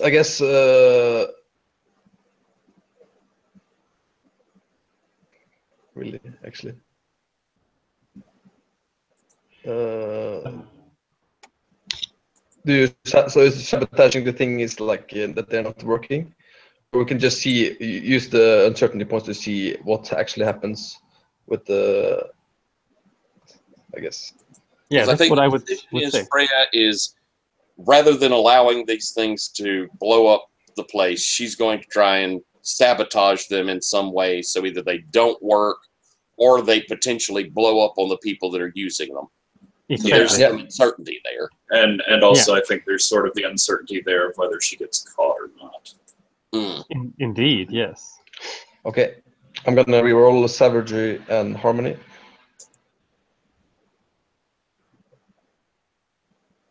Oh. Yeah. There we go for another random event. And this time it's unhelpful. Well, what we know Type. could fit in a hat. What we don't know. ...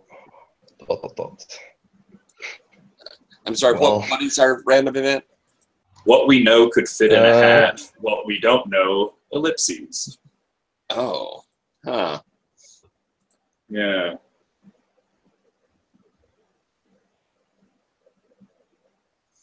Okay. And the scene ends on civility. That's also what we know. Oh.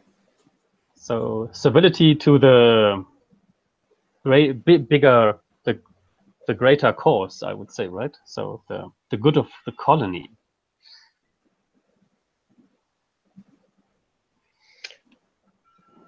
Okay, so that gives an opportunity, I suppose, for you to frame off of, you know, what we know can fit in a hat. So we don't know a great deal. No. What we don't know, ... So you're kind of framing in this action of your sabotage. What, you know, it'll be what ends up happening out of that. What is the unexpected thing, I suppose, since we don't know most of what's going on with the ...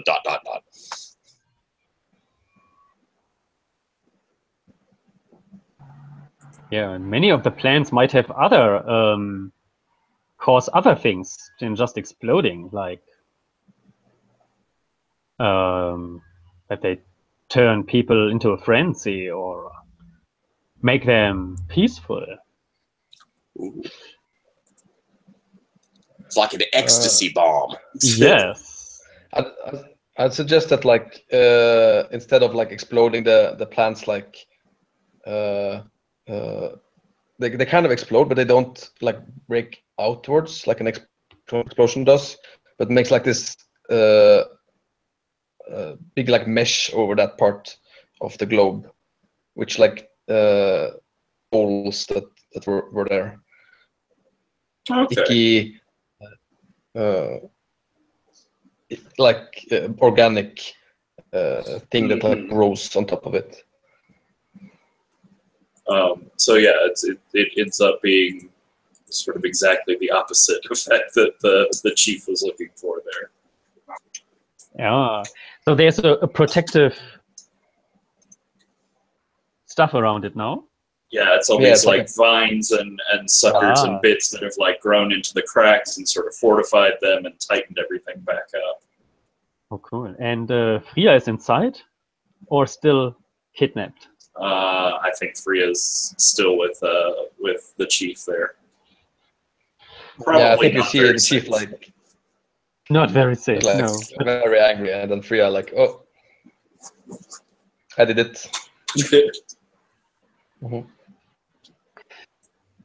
Yeah, so Kasha and her frog people are not so successful in getting anything exploded. But instead, the dome is under some kind of protection.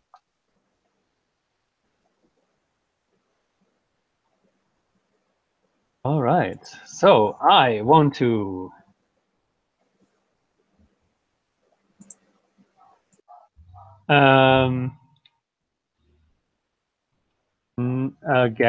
it's my scene, and I think I want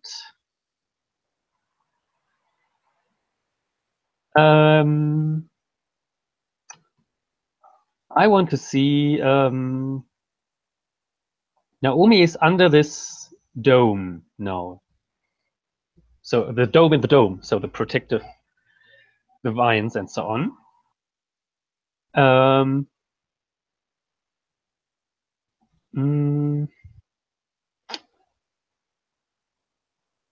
So let's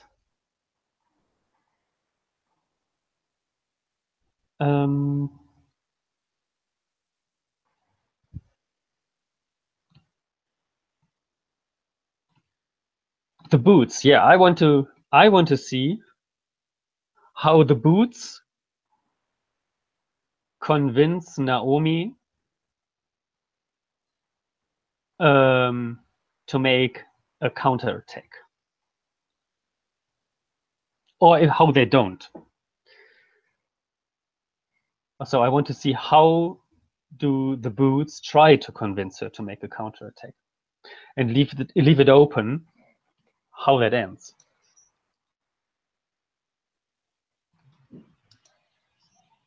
Okay.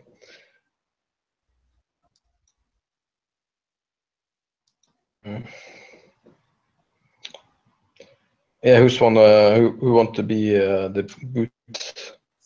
I'll play Mac. Yeah, I think it's probably like right after after Marco's gone. and Marco left, and you see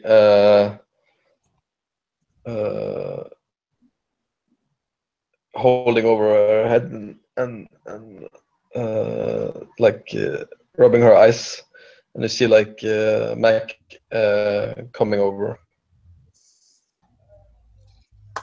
Governor, there's no sign of Marco. He's definitely left this facility.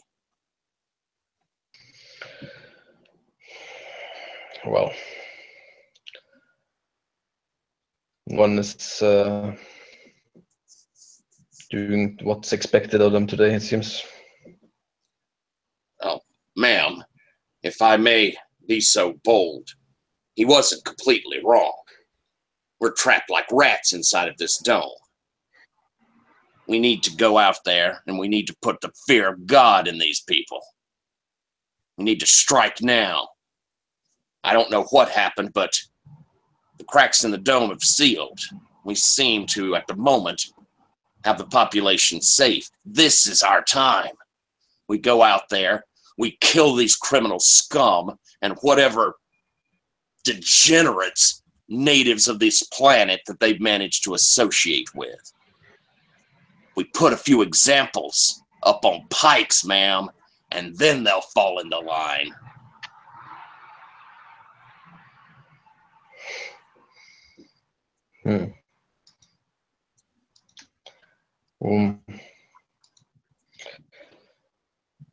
Well, Mac, it's a clear case, sure.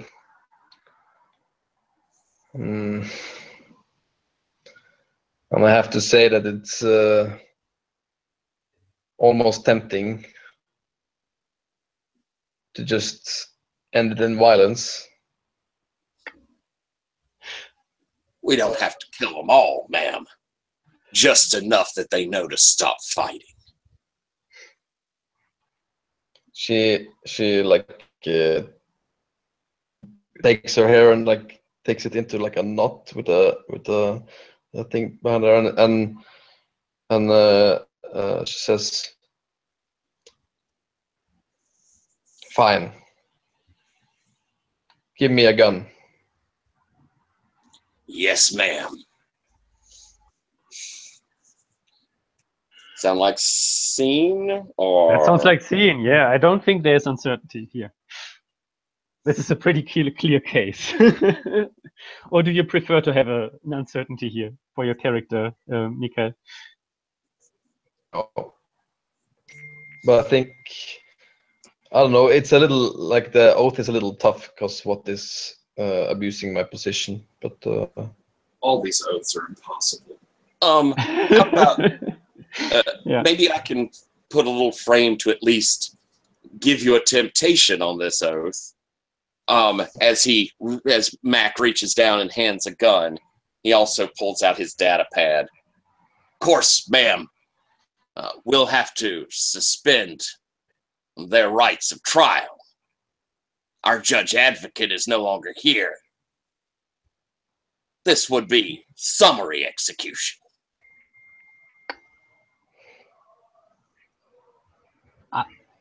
I think you see what?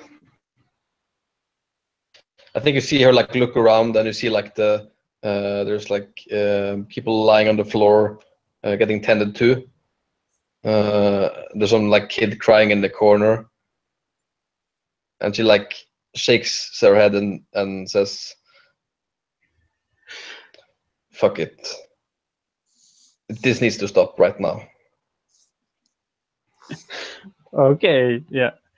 I could have also imagined her killing Meg right now, with a gun in her hand, which is also kind of abusing her power, but for the good of the colony, No, I like because this this guy is not bearable. Well, I mean, I don't know. Yeah. No, I liked that one. Yeah, cool. All right. Does that sound like a broken oath? Yeah. All right. Never And what do you want to yeah, change for about the sure. colony? Which page was that again? 133 has a summary. Yeah, 30. Yeah, for me it's 37 is the page in the book itself. On 37? No, 37 37. is the what the book says. The book itself, not the PDF numbering, possibly. Oh no, I was looking at 133, which is where the summary is. Also, Ah, it yeah. listed. Yeah, on page Yeah, okay, 100. 37 is the. Here we are. Yeah.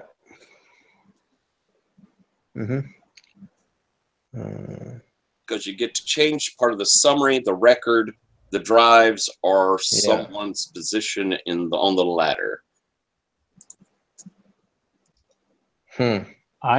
I could imagine that Marco is down, maybe even on the convict side now. Which is where is the drives? We have them in our sheet because they are. It's a not harmony and what's harmony? Yeah, right. Oh well, that's. I think the new drive is control. Oh. It's control by now. Harmony is out of the window. That's for sure.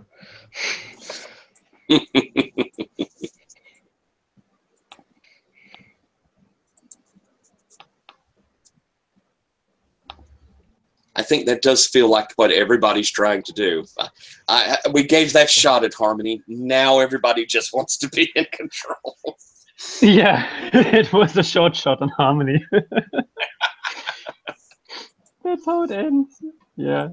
It was doomed to fail like our safety. Yeah. All right. So now we are on. Question was answered, if I see that correctly.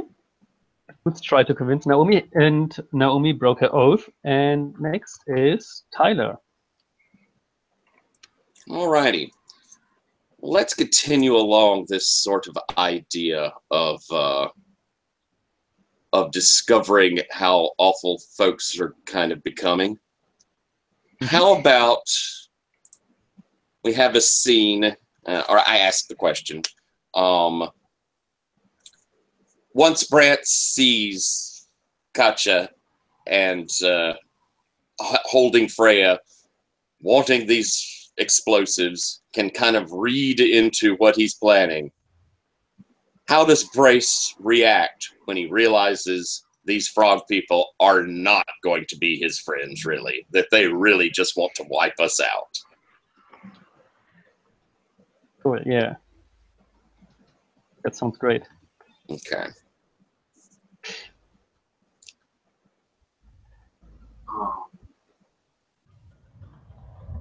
Can I play Katja again? Okay. So, I think first thing what happens and what has to happen is just in front of back in Brant's office, Katja is there with Freya. Yes. This human has betrayed us.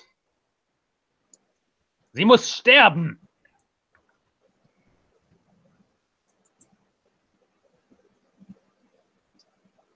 Chef Brant, you need to kill her.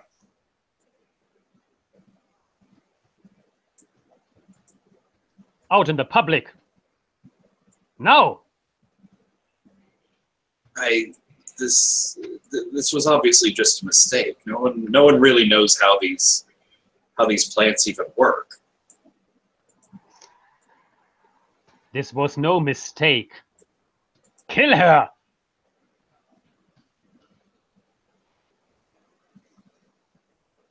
Now. I'm sorry. I'm trying to figure out how to work my oath into this. Well, it's your best way. He's not capable of doing so. So she takes the weapon, points it on Freya, and says, "Goodbye, human." Bis später! And shoots her. Oh, Put this into prison! He is not longer our friend.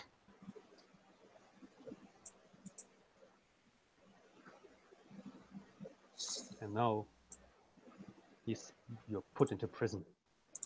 well, And in the prison, you are in the same cell, friends, as Lutz.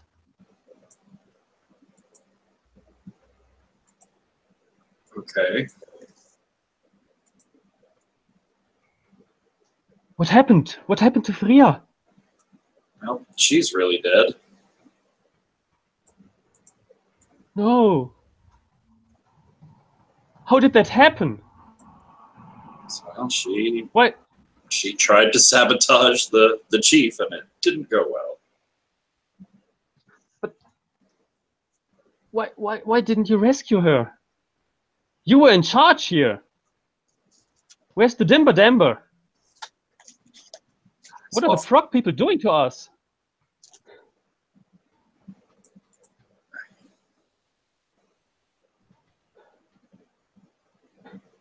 We need to get out here. I think they will kill us all. Do you have a good way to break out? Well, I know this place.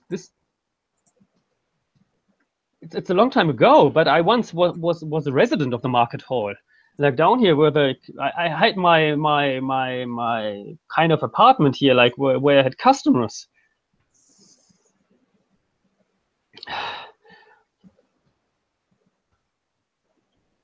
You see this ventilation hole over there?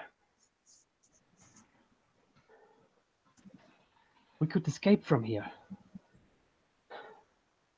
Let's get out here and find a way to flee into the jungle where we can survive. Jungle's not any safer than anywhere else. No, the only people that have safety anymore are inside that stupid dome.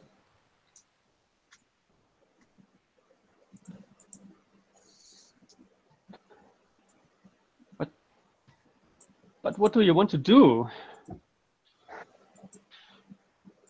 Shall we die in here? No, I don't think we'll be doing that. Not if you can get us out.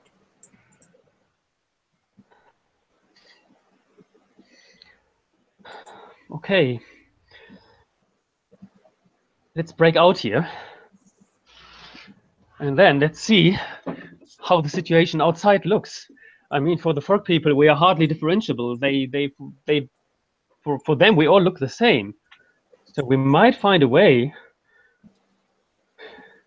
to pass under the radar. What do you think?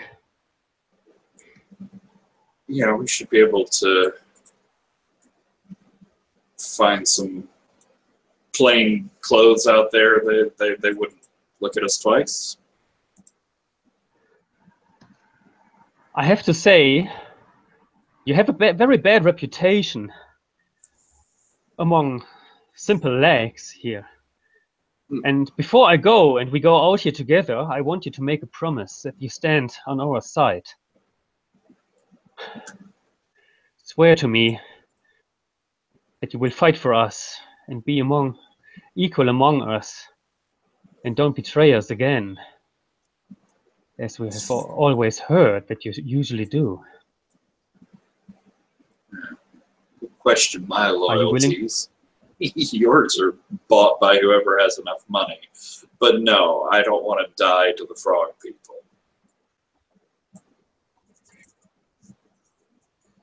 Is that a promise? Sure. If you want to take it as that, sure.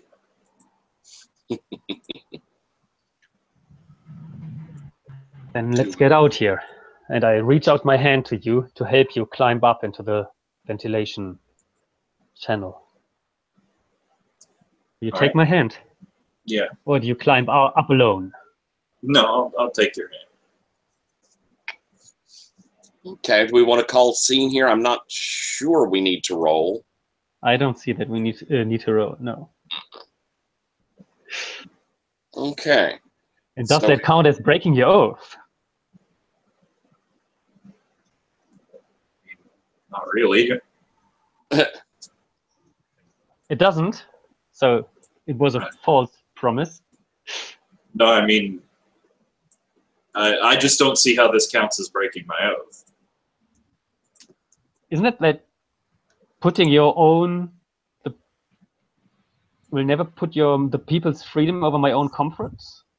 Becoming a Yeah, simple this act? is almost self-interest here. Yeah, I mean, I was in prison about to be executed. Okay, yeah. I thought I could bring you to break your oath by making a promise to me.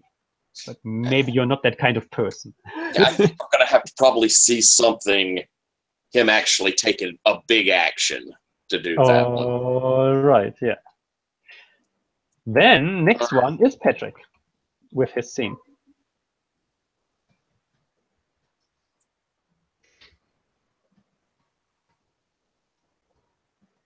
So you can ask a question. I I think it's basically the same one, but that I asked last time. But I want to go back to Marco coming up on Maya and the frog person's house with D'Angelo there. Misunderstandings, shooting and yelling. Gotcha. So the question would be, how does Marco react when he gets there? No, that's too easy for people to break out of, and everyone wants to be nice. How does Marco wildly misinterpret what's happening when he finds D'Angelo? Oh, Excellent. mean. All right, then. So that means we have 3 of us in this scene, plus we have a frog person or 2. But he doesn't speak our language. Right. So Maya is there and D'Angelo. Mm-hmm. All right. How about we start with, there's a sound as the 3 of you, frog person and D'Angelo and Maya, are there. I guess you're talking, and this frog person had already kind of healed you, and there's a crack from a little distance away, and the frogman crumples over, having been shot. Marco comes running up there. D'Angelo, are you okay? Did they hurt you? What? Just to clarify, you just Is he killed dead? my frog partner, right? Oh yeah, he's hopefully quite dead. No! I run to the dead body and you see me going down and trying to do my best to rescue him, but it's too late. What the hell's We wrong have with a- her? In my life. They're not. What do you think they are? They're savages, and they're attacking our people. Who's killing who here? They joined with cranks. They've been busting through the dome, and I'm not sure how, but someone saved the dome. But they're outside there, and they're trying to get in. D'Angelo, we've got to get back to safety, brother.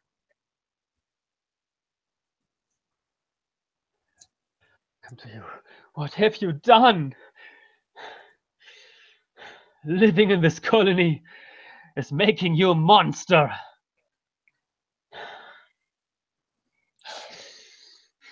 You've Um, clearly lost your way.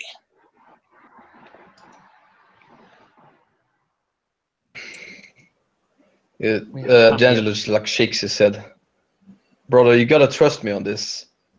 It's not the way. It's you.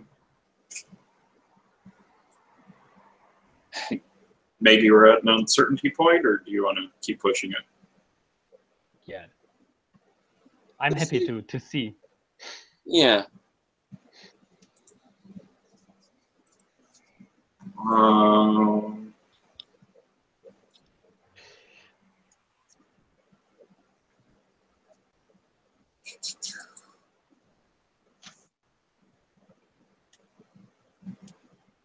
Pink. Savagery and control. Okay. Which seem to have stayed on 2s. That's wildly unlikely. Yeah. 1 out of 36.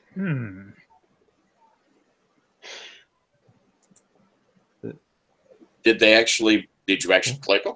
Yeah, I highlighted both of them and hit re-roll, and now they're not highlighted. It seems to have done it and left us in the same place.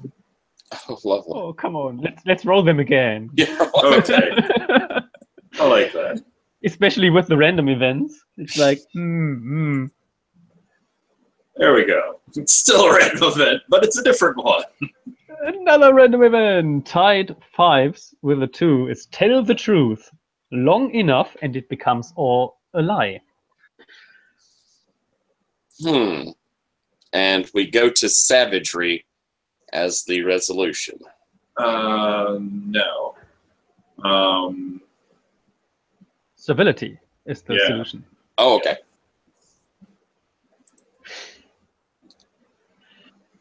All right. You don't. You haven't been there, brother. You asked me to trust you. Look what I've done for you. I've come to this godforsaken rock because of you. I've come out here and risked my life because of you. You don't know what's happening back there because you ran away. Don't Trust me this time. Not this whatever she's become. I know.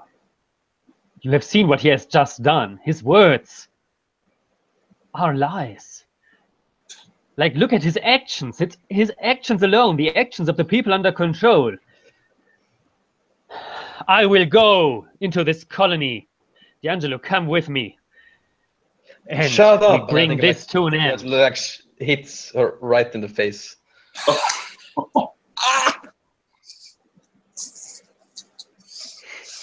We bring this to an end. The Dimber Damber. Whoever is in control, they know. We will bring them to an end. Foolish woman. Grab her. Let's go back.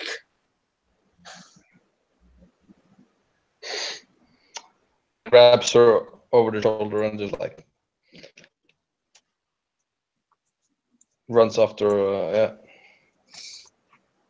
Good scene. Good scene. No. So what? Just that I understand. So I'm on your shoulder now, and the brothers are together again. All right. And the truth, which becomes a lie, is that we need to free the colony, right? I don't know. I think the lie is that these frog people are able to live with us. That war leader seems like a psychopath. She's wrong. Maya is wrong. They're awful. Yeah, nice. Okay. Michael, your scene. To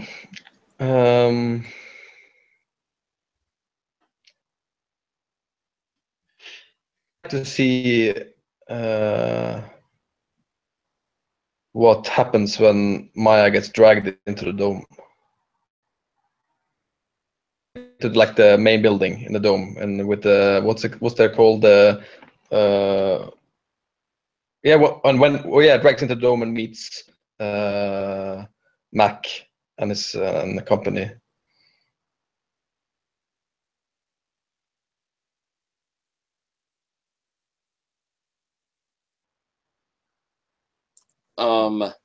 That seems also to be the moment when I break my oath, right? Maya's oath, never to go back. Because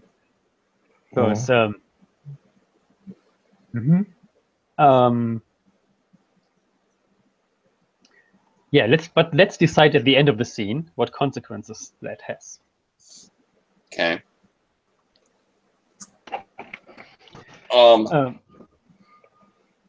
can we? How about an idea of framing so that once you're wanting us already back. We're back, and they've got a hold of her, and would we want like who do we want to have there?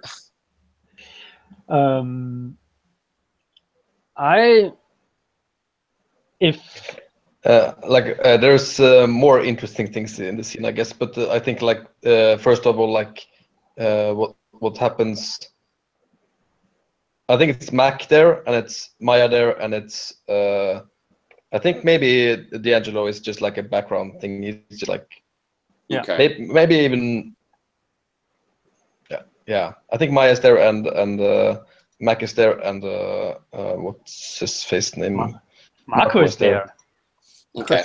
Carrying me, right? Otherwise, yeah. D'Angelo probably is humping behind still because still pain with the injury.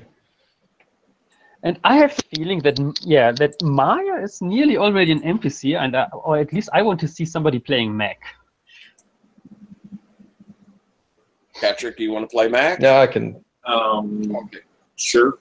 He was a jerk. Yes, please. Go full jerk. Hey. Quiet, Marco. you. Marco, you don't have to do this. You have gone native.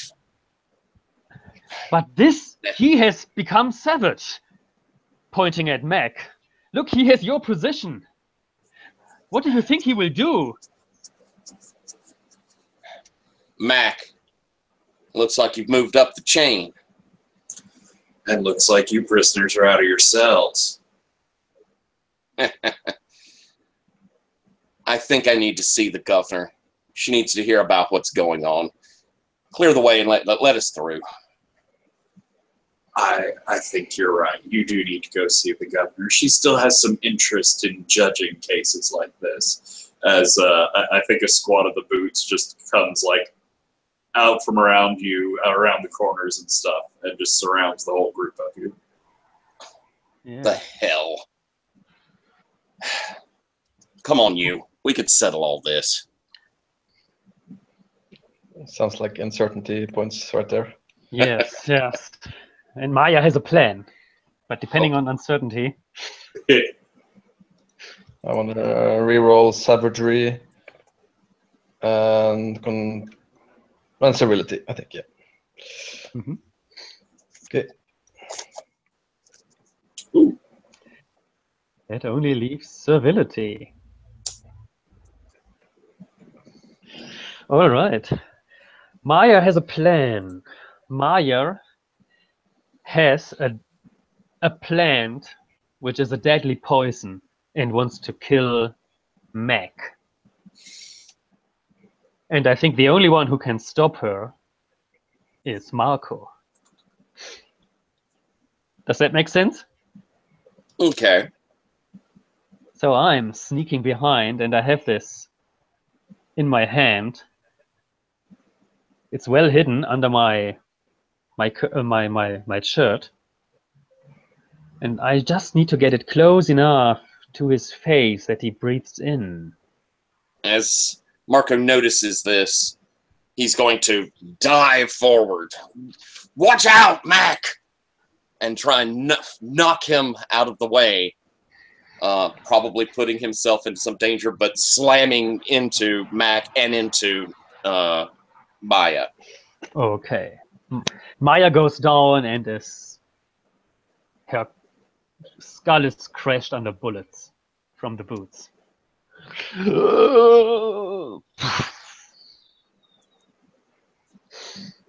Down on the ground.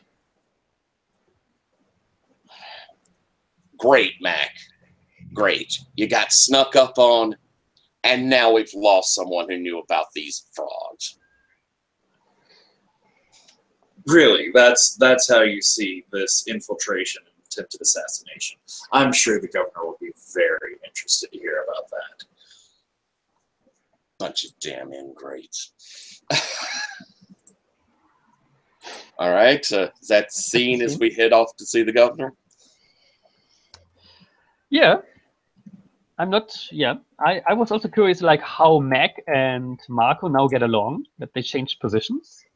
But maybe that's a different scene now. Like, Well, I mean, Mac Not at clearly all. thinks Yeah. he's in charge. pardon? So they get along not at all. Not at all. Not at all, it seems. Yeah. And maybe I take the opportunity that the third oath is broken with Maya, and to put Sergeant Marco on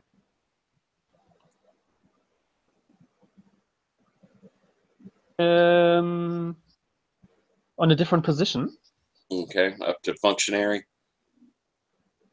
Well, we have Meg as the functionary now, right? As the Yeah. and I was thinking about putting Sergeant Marco Oh.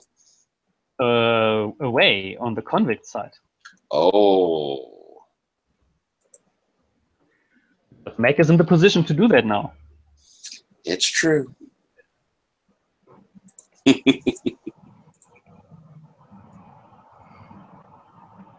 And yeah, there we go. Dirty convict. So I want this team to solve another oath. Is there anybody who thinks like I want to break my oath now? I don't know if I'm in a good position to do the promise break, because I think I'm pretty well establishing that I'm staying true to D'Angelo. Yes. Yeah. And that's the only one I have left. Anybody feel good about theirs? I mean, I think D'Angelo possibly, Yeah, I think so. Yeah. but I'm not like then completely sure. whom to kill? Back. Yeah, I mean, I don't really have to play Naomi anymore, I guess, because she's an NPC now. Maybe. Yeah. I don't know. Yeah. Then But I don't have to set the scene, so that's fine. I want to know. Okay, I make this. Is it okay to make it a large scale, bombastic question, which is like, how do Brands and D'Angelo's get rid of Mac? Or no, of Branson D'Angelo? uh-huh. Okay.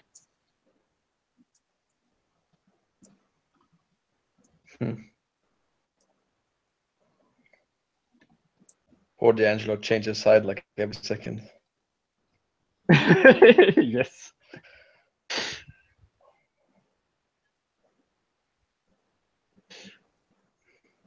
Okay, so What are we like? so help me set the scene a little bit. I'm a little blank. Yeah, how is France here involved? Did they just Brent arrest me? I mean, they hauled me off. Did they just leave D'Angelo behind? Yeah, it seems like, yeah. Yeah, that could be. Yeah, sure. Let's say that we can just. I guess we can just say it's like, and they're like pulling Marco away. Like D'Angelo like coming up behind, like humping a little bit with his engine, like seeing being dragged away, and like, no, fuck no. And you see him like running at like the guards going back, just like elbow into Mac's neck, and you hear like it crack before like anyone managed to turn.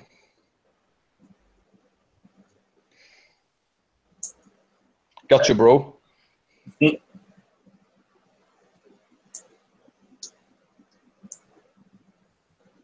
Okay. I don't see. We'll have to figure a way, I guess, to bring Brance in on this. Indeed, yeah. How did Brance come in there? I'm guessing at that moment, Marco will turn around and say, we'll look to the boots to say, I suggest you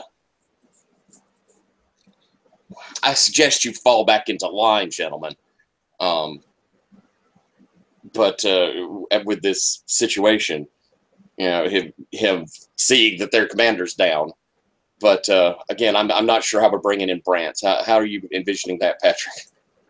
I don't know. Did maybe. you and Lutz get back in the dome? I mean, I'm guessing. I can also simply kill Brance out of the question. If you don't see how to bring them in, then it's just D'Angelo. Yeah, I don't know. I feel like Brance is a weird pull here. I like a scene with I was thinking more. about something like Brance taking control, but like a day later or something. So something where like D'Angelo and the other convicts storm the dome or something like that. I was thinking in that direction. But How about this? D'Angelo, since you kill him, rather than Mac turning around or Marco turning around and saying, "You guys to the boots, you better fall into line," we have a big old-fashioned action fight scene where we fight our way out and we go running back towards, to escape, and that's where we run across Brace. Brance, okay, yeah. Brance. How does that sound? Okay. Yeah. So that we join up with what Brance says. I'm sort of confused myself. I've been trying to drive along narrative fairly well, but I'm not sure where we're going to get to at this point. This game is killing me. Yeah, poor Patrick. Yeah, so how does D'Angelo get rid of Mac? And we just saw Mac dying, and that is the final oath being broken. And I think we can leave our colony alone here because the final oath was broken. And but maybe we can still see an epilogue for all the characters in that scene. Because my character Maya is dead. My admiral is dead, the Nurimi. And Lutz was out with Brance, and he believed that Brance is now is fighting for the legs now, but has to be disappointed again, and is pushed down into the line of poor legs, not having any power at all here.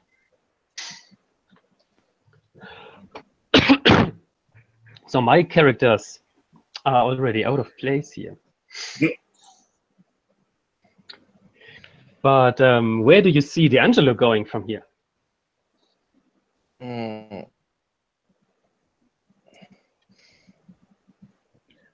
don't know, probably just becomes like I'm seeing like maybe Naomi becoming a bit like a former governor, ruling with like an iron hand over the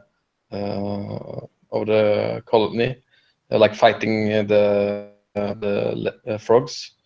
D'Angelo is probably just like happy to be with his brother, fighting by his side. Yeah. That sounds like, yeah. And Marco? I see Marco probably because of the necessities of things and the press of the natives, that he has managed to get his way back into the military and has managed to work his way back up. And we kind of see this image of this almost siege of the troops there behind the barricades, and he looks around to, all right, they're coming again. Prepare the firing line. Rank 1, Fire! Rank 2! Fire! As there are just waves of them heading into us.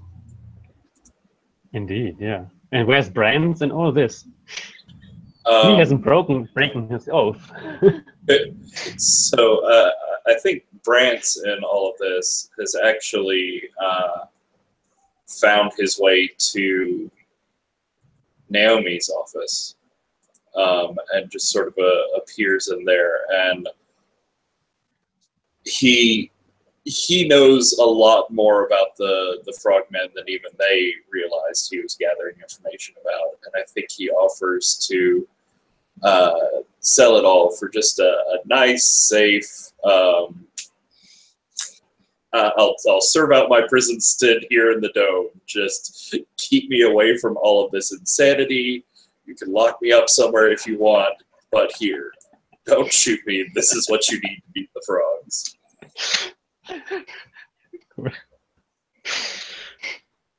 That's about right. How is Naomi ruling the colony at this? No, I think I've said what I need to say about Yeah. about her. And I still want to know what Cranks is up to.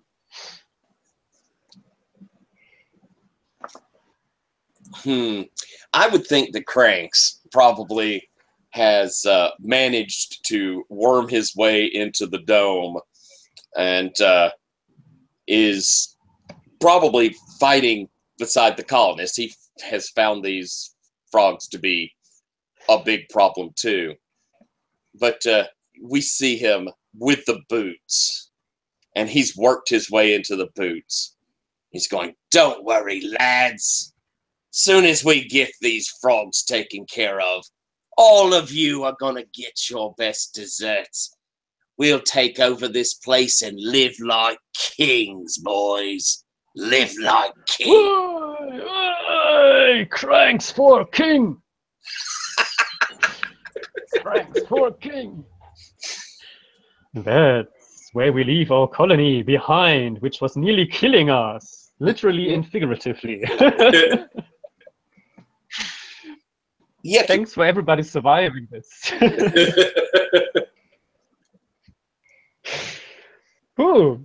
Oh. Yeah, so the game is over, I would say, and we have some time until like another 15 minutes or so to reflect a little bit on this. I think we all struggled quite a bit with the game. Yeah, interesting. And struggled more than I expected. I knew that this will be kind of a challenge, at least for me. What was your feeling about this? Mikkel, do you want to start?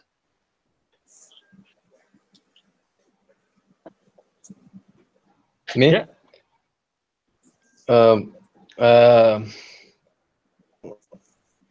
I mean, I don't know. It was tough getting like. There's a lot of things. It's the things like with the problems with like these kind of GM-less games in general is that often you get a lot of threads and it's too much to finish. And if you start doing more and more threads, it just gets out of hand. And I think that happened a little bit. So,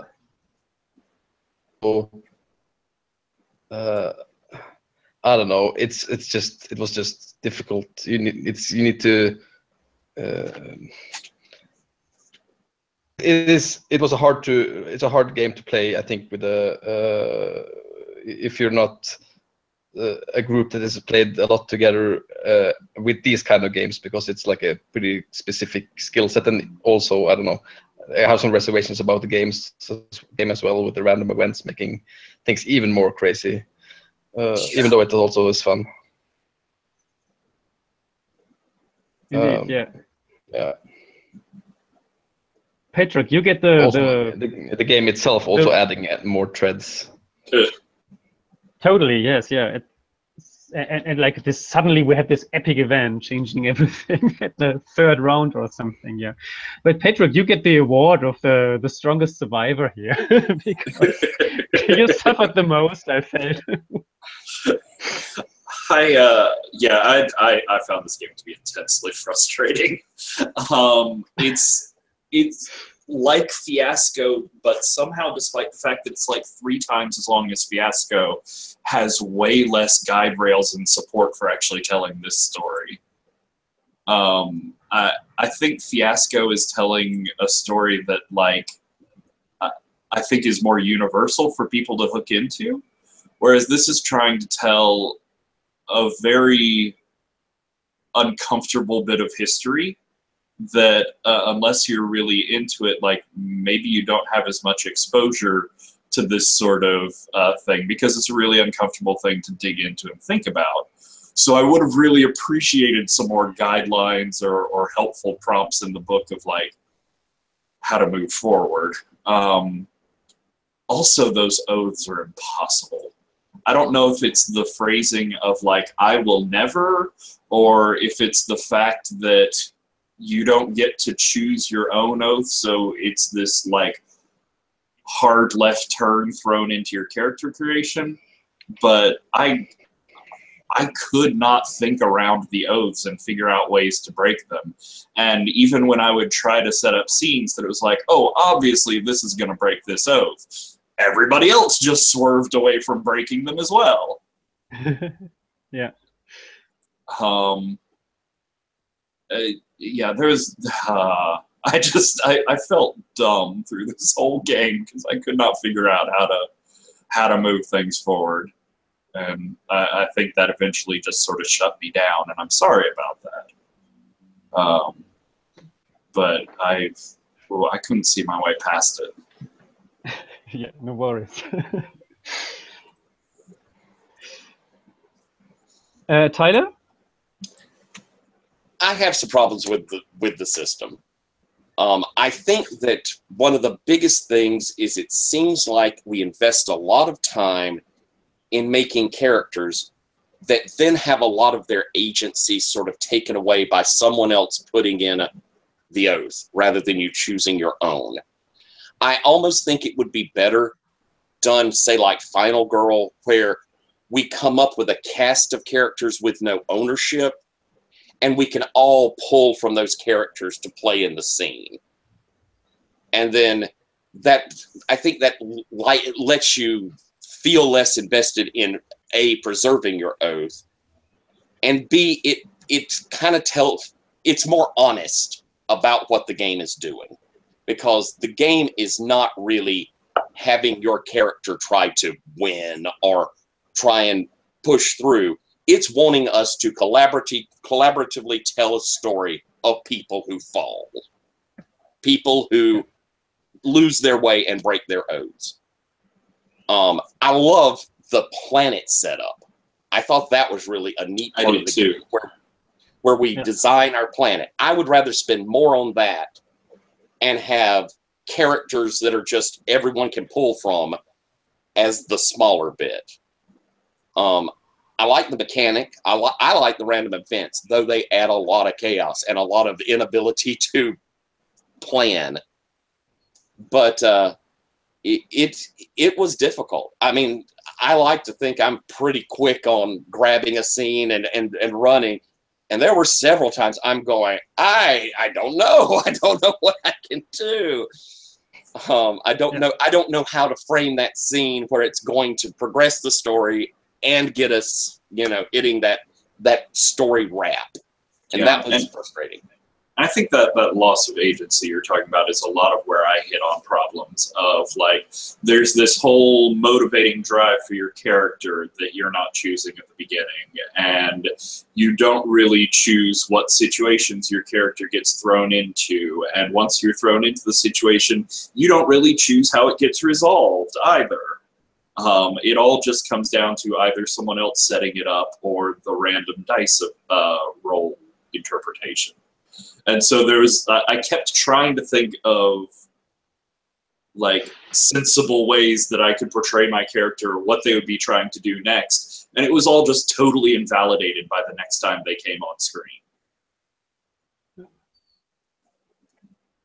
Because I think it wants to tell a story. It wants us to collaboratively build a neat little story.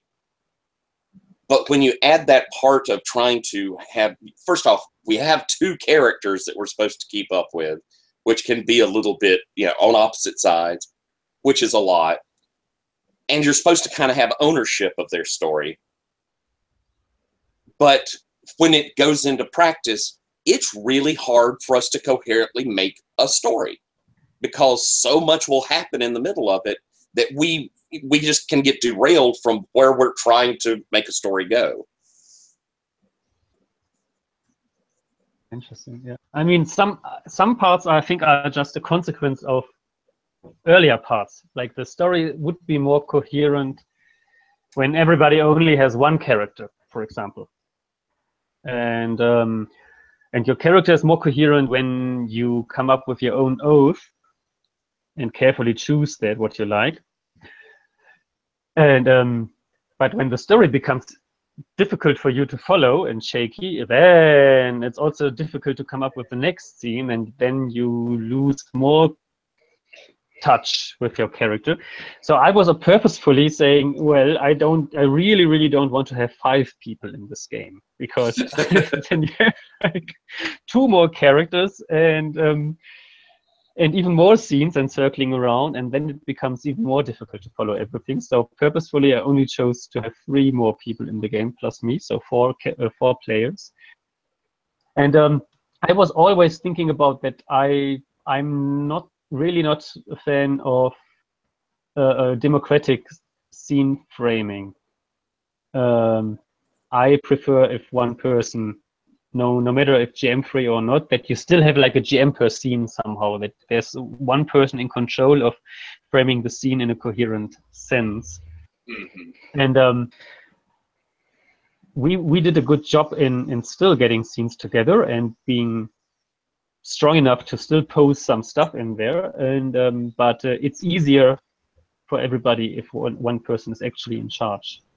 That's one point I would like to add to what you said. I actually like that's also a thing in Fiasco, I guess. Like the scene framing thing is much better. Yeah. Like you get to decide at least like of it or how you set the scene. And here you get to choose neither, and that's really frustrating. Like you set the scene that you don't feel is what you thought for, like how your character is going to go, and you also don't get to decide how the outcome is. So it's like, and I got so pissed at some of it. It was like this didn't feel relevant for my character at all, and it's like, oh no, it like ruins the whole thing. It's somehow an exercise in extreme improv skills, and I don't have the skills that high that I could get the random events, the theme, the oaths, and the coherence of the overall story all at the same time well together. It's a lot. and a lot. Like something like Lovecraft-esque, it doesn't put any guidelines. There's no structure to how the story's supposed to be done. Yeah, I was like, we were driving towards a mechanical end, but like there was nothing that was pushing us towards an actual climax or into the story. It was just like at some point we would stop. Yeah. Well, on the good sides, have gone on. Yeah. On the good sides, I do think the pitch for the game is killer. Like, it's such a good idea for a game. I love the setup for it. I love that planet build stuff. And I liked some of the, I really liked some of the ideas and characters we came up with through here. They just got muddied and weirdified along the way. But yeah, I wish the game itself supported its own theme better. Yeah, too challenging. That's my summary. For me, at least, too challenging. And how it deals with the natives is a little problematic. Yeah. I would rather have some more, like I say, I wouldn't mind more of the planet building.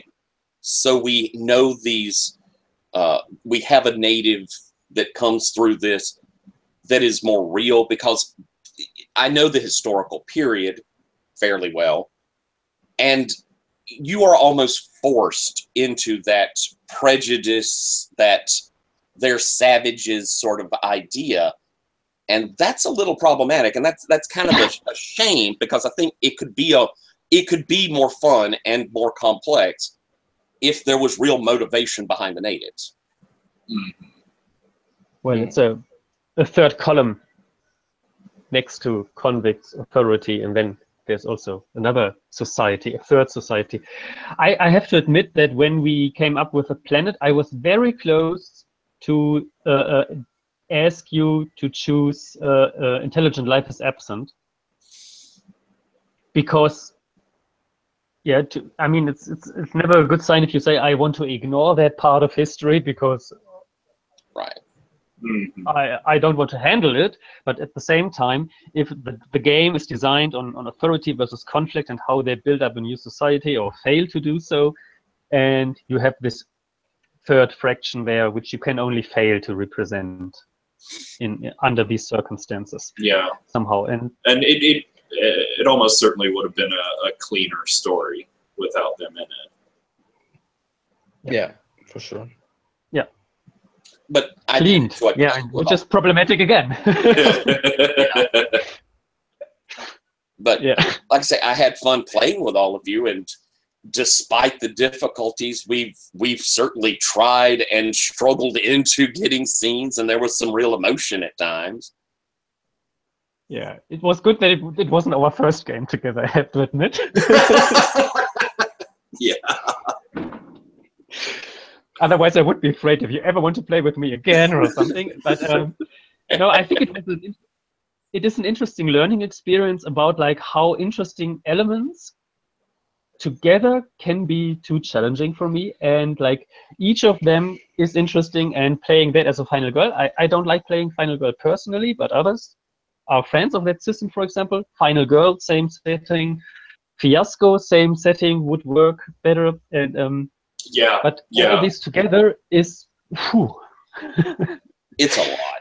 Yeah, like It's like an I explosion. definitely think if you put this pitch into a Final Girl game, or if you came up with a playset list for this for Fiasco, I feel like it would go better. Mm-hmm. Yeah, or having a classic GM, for example, and only one character per person, and then you could still have the uncertainty triangle, and could still work. Yeah. All right. Thank you very much for playing. Thank you for bringing this game in. Like I said, it's a cool idea, and it's one I may want to move forward with in the future. Just not with these rules. Yes. There is a one episode of Across the Table which discusses Durance.